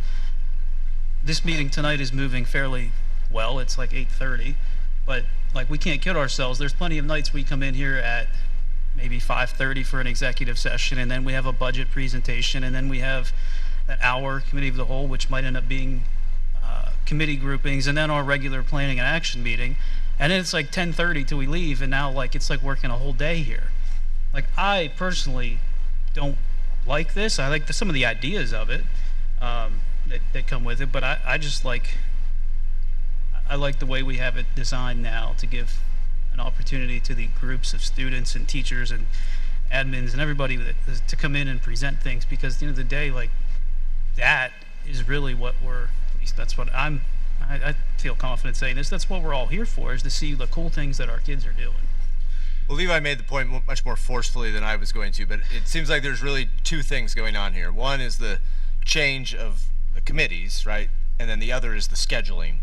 And I was going to echo what Mr. Kressler said, like the change of committees, like no problem, whatever, if we want to do that, that's fine. The scheduling, I think, I'm not sure that I like everything like piling everything on Monday. Like I get the point, like we come here less time or whatever, but man, Monday nights are long sometimes and it's just a little too much. So I guess what I would suggest is maybe we can say like, hey, we're gonna have all these committees, but we'll just work out the scheduling later. Maybe we don't need to vote on some like concrete system for that. Isn't that what you said, Superintendent, we were gonna do? That the scheduling would be.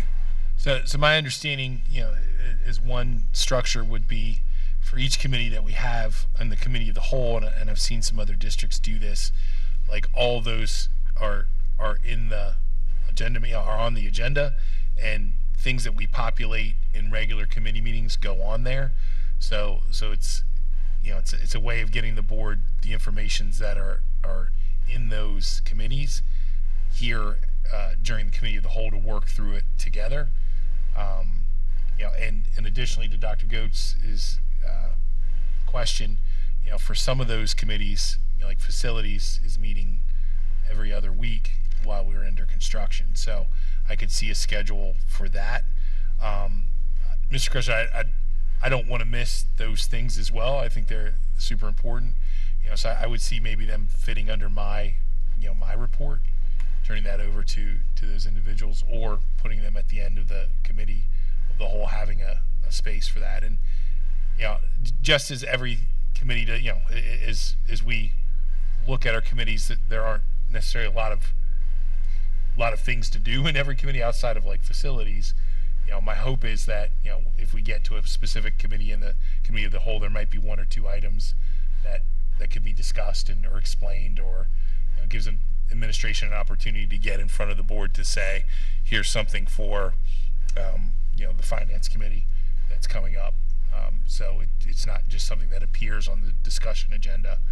And then maybe to your point, it cuts down the discussion on the discussion end of things, because we will have already had a time to ask questions about it. Many people in the communities accuse us of doing too many things in private. If we do it in the meeting a whole, they have access to us, to being seen what is being done, and they can refer back to it if they need to. That was my thing for moving those committees to the meeting whole, because people in the community get to see what we're doing, and I don't think they get to see enough of what we do. So I mean, all of our committee meetings are advertised in the public. I know that, and it does show up, to those meetings. It may be a little more convenient, for the committee, for the community to come.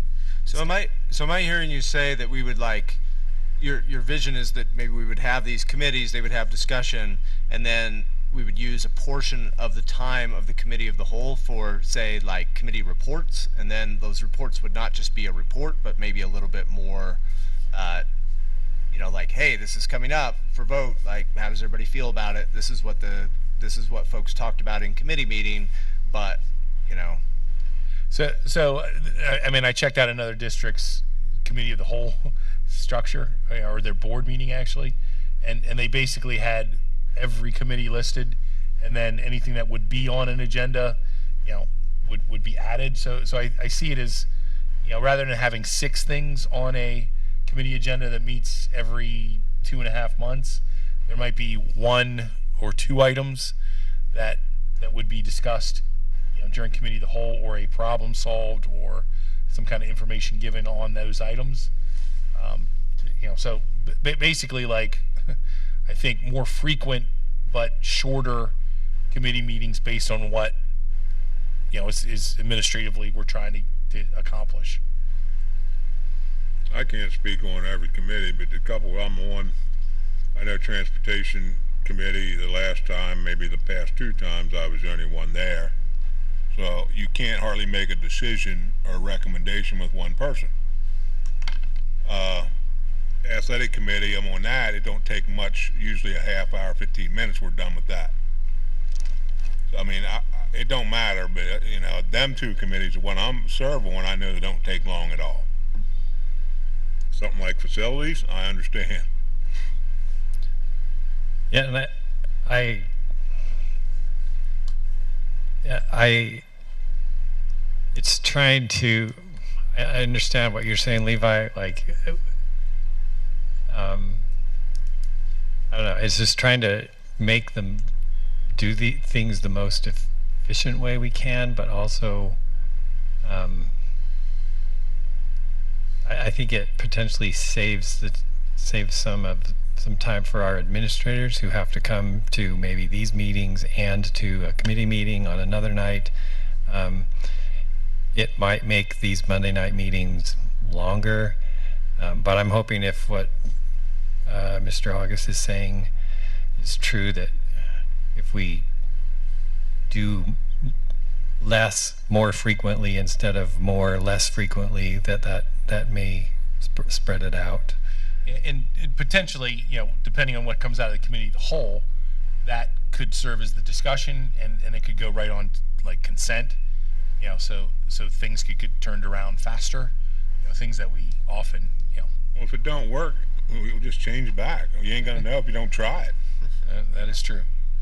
But I would say, to Dr. Goet's point, my understanding of what we really should be voting on is kind of everything down to for consideration, and that's really what we're voting on, and the for consideration is for a future date.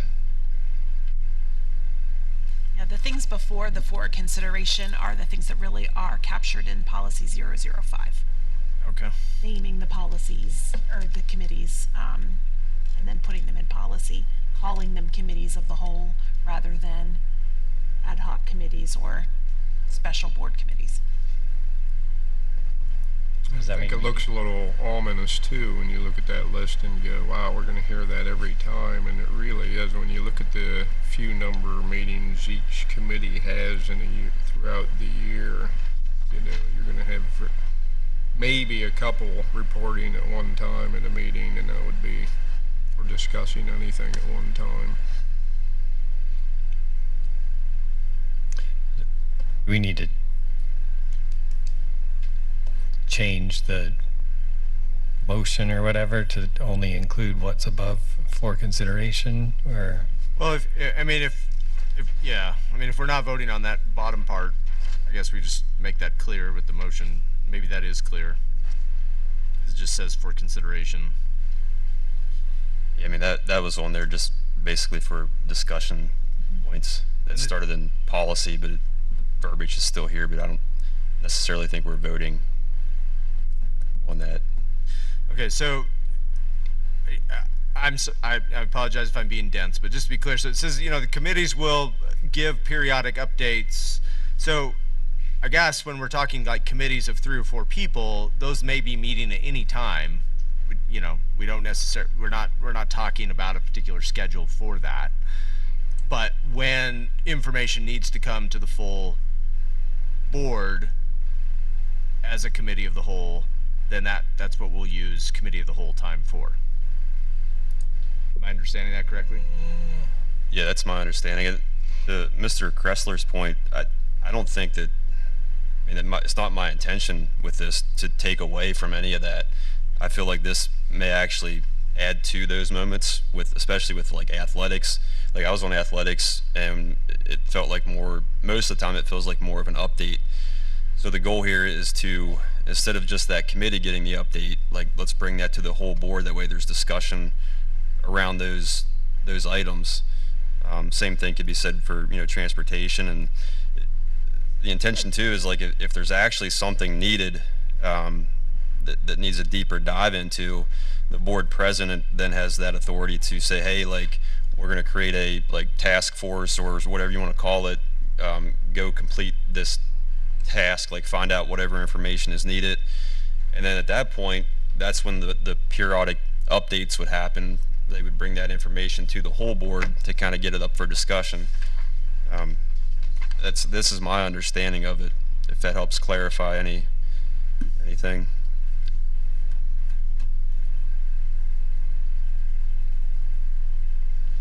Well, I'm fine.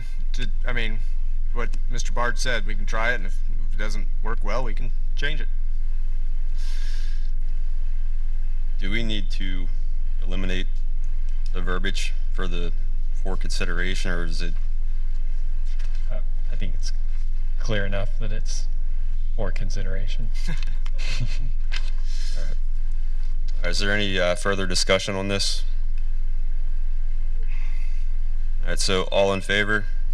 Aye. Any opposed? No. Roll call? Mr. Carey, Yes. Mr. Kressler, No. Dr. Goetz, Yes. Dr. Lyman, Yes. Mr. Noggle's not here, Mr. Scott, Yes. Mr. Bard, Yes. and Mr. Donovan. Yes. 6 yes, 1 no, motion pass. All right, moving on to discussion. Go ahead and read through these, and at the end of it, if anybody has any questions or comments, we can kind of go back to it and discuss it a little further. We have 6A, the commencement date and location for the class of 2025. It's going to be June 3rd at 7 p.m. at the Lohr Center at Shippensburg University campus. We have 6B, Mystery Science.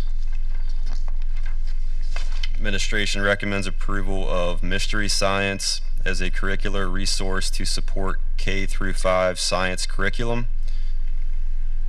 6C, Solicitor Saxton and Stump. Administration is seeking approval to appoint Saxton and Stump as the district's solicitor. 6D, Clear Residency Software. Administration recommends approval to use and pay for Clear Residency Software. It can be used for background checks, debt collection, name searches, etc. 6E, replacement computers for the high school CAD lab. Administration recommends approval for the technology department to purchase 27 workstations at a cost of $44,000 and change. 6F, replacement interactive displays. Administration recommends approval for the technology department to purchase 50 interactive displays at a cost of $87,000 and change. 6G, replacement computers for secondary teachers, administrators, and secretaries district-wide.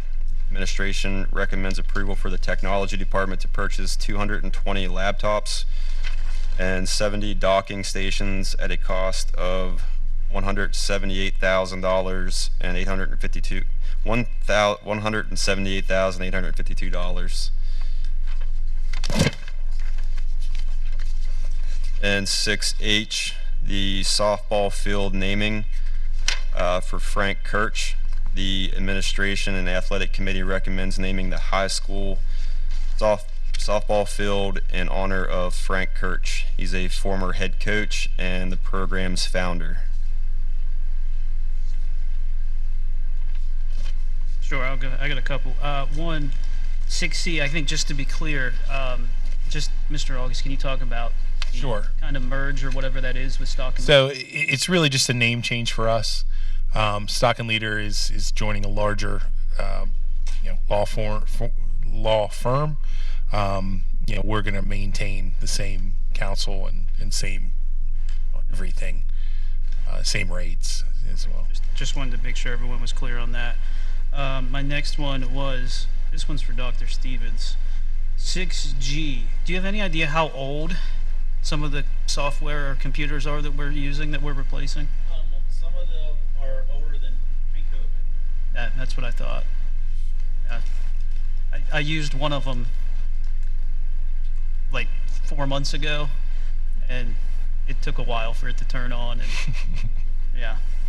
And then my last one, and I think this one should at least warrant a decent amount of discussion amongst our board, is the softball naming rights for Frank Kirch for the softball field. The athletic committee met, I don't know, Mr. Bart's at the date we met, and that was something we talked about there. And I said this during that committee meeting, and I'll say it again tonight. I think in general, I don't know that our school district has done a great job in the past of honoring people who have done tremendous things as coaches and teachers. And if anyone who knew Mr. Kirch, like top-notch man, first of all, but great teacher, tremendous coach, like as it says, I think it says on here, he was the founder of our softball program, and I think he coached for, it wasn't like he was a 35-year coach, because he got out of coaching once he started having children of his own, but I think he won like 92% of his games or something, like 10 games in 7 years or some crazy number, included a state championship. He is in our athletic hall of fame as an individual, and then I went in with his state championship winning softball team. But the amount of response that has come in from his former players and teachers that he taught with, and I don't know if I'm allowed to say, like there was donations that came in his name, like Towards this. like a pretty, not like, hey, I'm going to send $10, like also not enough that we're rich, but it is what I consider a substantial amount of money for something to come in for this. So I don't know. I don't know that anybody in Shippensburg could ever say anything bad about Mr. Kirch. He taught for 34 years, something like that. So I don't know. Again, I think we have to do a better job of honoring the people who have done tremendous, great things. So I was all in favor of this from our committee meeting. I'll piggyback on that. Maybe we can put plaques up. This is Jim's idea. Put plaques up, big plaque, and every teacher has, every sports or whatever teacher, after they sport that been here 10 years, 20 years, their name would go on the board. That each things that would recognize the school, just because there's not much recognition in the school. A lot of people that have done things, or it wouldn't cost that much to get plaques and just add the names as they come along. Yeah, I mean, I'm all for, honoring the folks that make Shippensburg a great place. So, I think we just need to come up with some ideas. This was Jim's idea. I just took it. Well, I think to piggyback on what Levi said, just to throw it out there to the public, like if you have someone that you know that did a great service to the community and we have a thing that needs to be named, then by all means, I don't think this was a terribly difficult process for this. Was it his family that came forward? I believe it was his son reached out. Yeah, like we'll name stuff. Yeah, I mean, we have a process for this. I'm glad that you gave some background on who he was, because I didn't know who he was and I didn't know the history, so I appreciated that. And I mean, I don't know that we need to turn this into a discussion about what we may or may not be doing wrong. I'm really happy that this is happening, and that a stellar employee and contributor to the district is being honored. And I think that's really terrific, and I'm excited about it. I think anytime you lose 10 games in a career, you probably remember each one of your losses. That's probably a pretty good sign.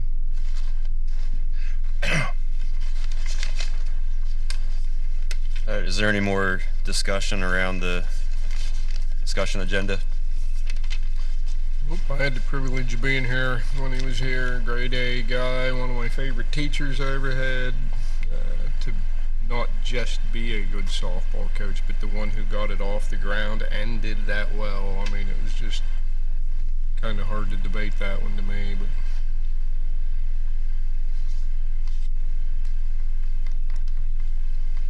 All right, moving on to citizens' comments regarding non-agenda items. We do have 2 individuals that filled out cards. Bobby Coe. All right. Please identify yourself by name and borough/township. All comments to the board as a whole and make sure they are in the form of a statement. Questions will be taken under advisement. Responses to questions will be offered after due deliberation and will be provided by the superintendent at the direction of the board within a few days of the board meeting. You'll be allowed 3 minutes for your comments. Comments relative to private student matters or personnel issues should be directed to the appropriate school authority outside of this meeting.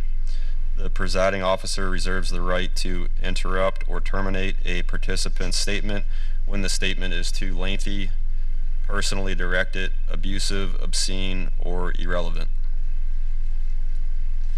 Bobby Coker, Southampton, Franklin Township, or Franklin County. I wanted to touch on the fact that it sounds like we're only going to play football at Memorial Park this year, all 3 teams from junior high to varsity. Will be the only night games. It sounds like field hockey, women's or girls soccer, boys soccer will all play 4 p.m. games at the new stadium, which I applaud getting to play on the turf. My issue is we talk about senior nights. Your senior night will be at 4 o'clock. Most families will not be able to get to those games. I urge you to look at adding dates to the Memorial schedule or plan ahead and reach out to Shippensburg University, or the simplest thing would be just put the lights up here, as you're not playing football under them, you're playing with smaller counts. The other piece is these games are over 10 weeks. It's 29 home dates at the new stadium. As you get into the month of October, I don't know if you look at sunset time, but 10:13 will be 6:32. 10:24, which field hockey and boys soccer last year played on that date, are 6:17. You're going to play night games somewhere, whether it's Memorial Park or here. Thank you for your consideration. Thank you, sir. Mrs. Macheski?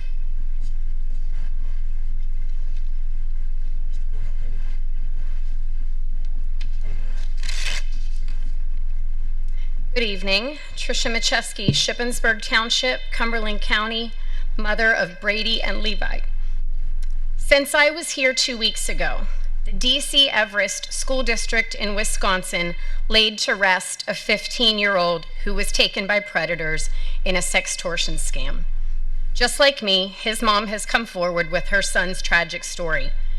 We want to arm parents and their children with the tools our families didn't have. We want kids to know that there's no issue too big to fix. We just can't fix dead. Last Tuesday, there was a presentation by law enforcement entitled Internet Safety for Your Family, held in our district. I would guess that approximately 100 people attended. There were administrators, board members, teachers, parents, and even students in attendance. I heard from several attendees that the information given was very informative and very eye-opening. As far as I've heard, the only other groups in our district scheduled to receive any additional information on this topic are April 2nd, faculty at SASH's, and April 28th, SASH's students. Over the last 3 months since sharing Levi's tragic story, numerous members of the community, myself included, have passed along to the district various resources, including curriculum ideas and connections to organizations who are willing to help. We continue to come and share, asking that you include prevention education as a part of the social and emotional curriculum for all district students. Today, I'll add 2 more things to the list of tools that can be used to fight the war being waged on our children's safety and well-being. The presentation last week was a small step. However, only a small fraction of the community attended. It was not recorded, yet there are still thousands of parents to reach. Law enforcement shouldn't be expected to do more presentations. They need to be out catching the bad guys. So NCMEC, the National Center for Missing and Exploited Children, has online safety presentations available for free. NetSmarts, their online safety education program, offers free multimedia internet safety presentations tailored for specific audiences, such as parents, communities, teens, tweens, and even younger children. Their innovative presentations make use of online resources, videos, expert tips to educate, empower, and engage children and adults to be safer online. And then there's a gentleman by the name of Ben Tracy. He's the founder of Safe Social Network. He is a leading keynote speaker on digital citizenship, online safety, and responsible social media use. He's spoken to nearly 500,000 children in over 40 states. I spoke to him this weekend. He's willing to come to us. He'll educate students or parents. He'll consult on policy change, whatever we need. He also has a monthly webinar for administrators.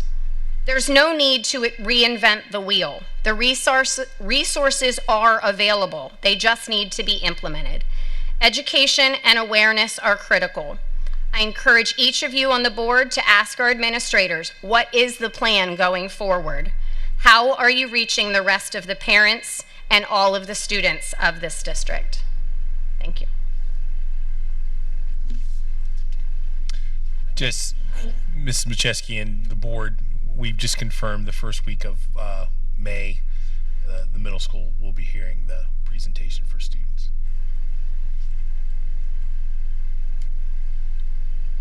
All right, thank you for your comments. I have no other comments here, so moving on to board comments. Start with Dr. Lyman. I'm good, thanks. Okay. Mr. Scott? No, nothing. Mr. Carey? None this evening, thank you. Mr. Kressler? Of course. Leo's not here, so I can have my thunder back. Let me start before I get to recognizing some athletes and teams. There's a ton of fundraisers going on this time of year amongst like PTOs and booster clubs and stuff, and there's so many of them that quite honestly I couldn't keep track of it. But like I encourage everyone, check out those groups' social media pages. Like there's chicken barbecues and there's restaurant deals, and some people are selling like the little cards where you get coupons. You pay like $20 and get coupons to like 10 different restaurants in town or something. Like there's all kinds of cool stuff going on that, you know, you can get a meal out of something and then benefit our student athletes or whatever group that may be. After that, a couple things. Lessa Luffy set the school record in discus. I know nothing about discus, but it was 118 feet. Would that be right? 118 feet, 7 inches. So that was that your record? Oh. Guy, but thanks. Well, that's an amazing throw. So she said that this afternoon, baseball and softball suffered losses from what I saw to Greencastle. I'm confident they'll bounce back. Track and field last week, both the girls and boys teams defeated Boiling Springs. And then last one, 2 weeks ago, we missed this. Olivia Kearns finished 5th in the girls state wrestling championships a few weeks back. So she becomes the first ever state medal winner in girls wrestling for a high school. So that's a pretty cool accomplishment. And that's all I have. Mr. Bard? Yeah, I had the opportunity to show up on Tuesday to that presentation, which opened my eyes. There's a lot of stuff going on there. And I have to agree with what Ms. Pacheski said. I took a rough head count. There was about between 180 and less than 200 people. And I guess in my thought is, we got 3,700 students. We got a lot of people to reach. So I am totally for trying to get something in the school to help. I don't know what that is. But it sounds to me like there's enough help out there that we need to, because like I said, I know there's kids that we did not reach. Our parents couldn't make it. I mean, everybody's busy. So I don't know what like I said, I don't know how to do it, but I think we need to think about really hard to get something in the schools for the kids so they have some place to go and know what to look for. Because like I said, I learned a lot Tuesday night. There was a lot came out of that I was like, how do you do this? Yeah, so the curricular piece is a little bit tougher than the presentation piece, Mr. Bard. Like we have to find out what resources to use, have them approved by the board, rewrite the curriculums, figure out what courses they go into, map out the scope and sequence. So it's not something that can happen in relatively short amount of time. Right. So it takes some planning and some thought and some approvals for us to do that. because I guess a lot of I was, and maybe there was. I was expecting from other school district parents from other school districts to be here, and maybe there was. I don't know, but it just seemed. Hate to say it, but it seemed weak for the attendance, and maybe that's normal. I evening events are tough. I mean, maybe I shouldn't be saying that. That's just how I feel. We've always struggled with presentations, and we're not the only district that does that. People are right. Well, this was the first district I think that did it, wasn't it? According to what I'm not sure. I'm sure one they did, I believe. Do you know, Tricia? Was this the first presentation they did in a school district? I thought they told me that after the fact. This was their first. I know that the presentation is developed to be used by, various people. I don't know that they've done it. I didn't ask that specifically. I know he said they did a couple like administration things, but I'm pretty sure he said it was the first presentation he did for public like that. And just to be clear, it's not that we didn't want to record that. We were requested not to Right, record and I understand that. He said that to start with. He didn't want the picture taken and this and that and what have you. I understand that. That's it. Thank you, Mr. Bard. Dr. Coates? Yeah, I guess I just wanted to go back to what we talked about during Committee of the Whole. We looked at that enrollment report, and I really appreciate administration presenting that as a package like that. I think one of the most important responsibilities we have as a board is to plan the facilities and make sure that we have the facilities that we need, the infrastructure in place to complete the district's mission. So I guess I'm just wondering, are you anticipating, Mr. August, like a sort of follow-up to that? Because you kind of, I felt like you left us on a bit of a cliffhanger. Like here's our projections of what to do. There's some options about how we can sort of get the rabbit down the boa constrictor. And I'm wondering if you're, part two is giving us some proposals about how we can deal with those facility strains. So definitely looking at the facilities, particularly at the middle school, I think is something we have to dive into. I have to have those conversations with the building admin about what space, if any, is available. So it's really about how do we navigate those 3 years that are coming. I wish I had crystal ball and a plan to unfold, but some of it is still variable. So what I would say is what we've put forth in the budget for this year satisfies next year. Okay. Right, because the bubble right now is like third, second, and first, right? Correct. And we're moving into fourth, so we're going to put another teacher over at the intermediate school, and that's going to sort of help us there because we have enough space. Correct. So it's a 3-year plan, and in terms of we have 2 years at the intermediate building to navigate first as we plan for the middle school part of it. And it's one of those things where they are projections. So I think we have to first look at the staffing side and what space we have at the middle school currently, ask those questions, and then ask the question, how do we navigate it? And it won't necessarily be, I don't know if it's going to be a build necessarily, because it is, it's a window of time that we have to get through. So some of it's going to be, I think, as we plan for the next year, developing, like how are we accommodating those concerns? So for this year, it's looking at the space that we have at SACE, adding an additional teacher, adding some special teachers as well, to mitigate the class sizes there and to get teachers planning time.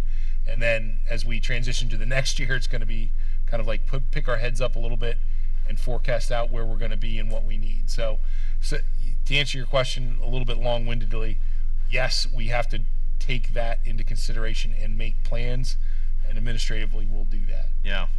So I guess part of the answer is, hey, we are planning short term, right? There's a proposal for a new teacher. Like, that's how we're addressing it. We've got the facility in place. I guess the longer term thing is, I mean, I guess I'm just kind of scratching my head because, man, we added 6 classrooms to the middle school, and to say that, like, that's not going to be enough space is a little bit mind blowing, right? Yeah, and that's why I think we have time to figure out, you know, creative solutions at the middle school with the space that we have, and then as a last resort, you know, obviously those discussions have to happen sooner than later, so that we can gear up additional facilities if we need them. But you know, like I alluded, you know, like it's going to be a crunch, and we may have to be creative with the spaces that we have. Yeah. You know, and that's code for, you know, maybe sharing classrooms, maybe, you know, like. Yeah, I mean, in some ways, this is a problem that's a much better problem than we thought we were going to have at this time last year. I think, I mean, I'm not sure that we appreciated what, I mean, when we saw those enrollment figures come out for kindergarten in September and October, like, that was a relief to realize that, like, that number wasn't going to be, like, sort of bigger, because things were trending bigger and bigger. I guess we'll have more information this coming September and October when we see who enrolls in kindergarten, and to see if that stays, you know, sort of comfortably below the 300 threshold, or if this year is just the sort of odd one out of a new trend. Right, and I think that's the point. We have to see whether this is a trend or how close to our projections. I guess that will determine whether we want to, like, make long-term investments in some of the infrastructure. Yeah, well, anyway, so you know, this is not an immediate request or whatever, but I'm sure the board wants to see sort of what those creative solutions might look like at the middle school as we're looking, you know, 2 years, 3 years into the future. Because if we do need to take action regarding facilities, then, you know, we need to start thinking about it. And if kindergarten numbers in September and October look big again, then we'll sort of know that it's probably worth it to make that investment, that sort of long-term investment in some of the secondary infrastructure. Yeah, absolutely. So there's a confluence of things we have to, you know, once our current construction projects are put to bed, and we know exactly where we are, you know, from our borrowing capacity and our debt service limit, that gives us a number to be able to plan from, you know, and then, you know, do the work to see what is needed, and, you know, what can be accommodated and what may need to be built. Obviously, the accommodation would be the preferred. If we're able to navigate the middle school, then you know, maybe it does make sense to add on to the elementaries. I know that they certainly would appreciate that as well. Yeah, I mean, and they're bursting at the seams already, right? But if we don't have an urgent need, then maybe we can squirrel away some money and produce a little bit better project and a little bit further out. Do you think? I don't think we can add on any more to the middle school, do we? Can we? Well, I mean, those are questions that we have to ask, Fred. You know, the only, I think the best way is up. Yeah. You know, We're going in there, took that away. That's ain't nothing, cause the one the lower side to the road, not much sinkholes. And for that place, so. Anyway, that's it for my comments. Thank you. Thank you, Dr. Goetz. Mrs. DeLong, do you have anything to say? Yeah. Thanks for the offer. You're welcome. Mr. Barwin. Nothing for me, thanks. All right, Mr. August. I think I've talked enough. All right. Guess just want to thank everybody for sticking with me through this meeting. Hopefully I did an okay job.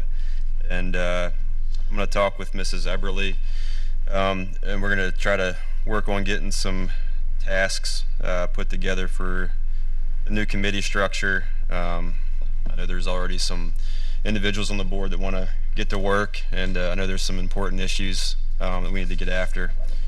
So that's everything that I have. Information date savers. So these committees that are listed on here are not accurate now, so we're going to skip that. Facilities, they're still going to meet April 10th. Then we have April 14th for the budget and finance committee of the whole, and then planning and action committee.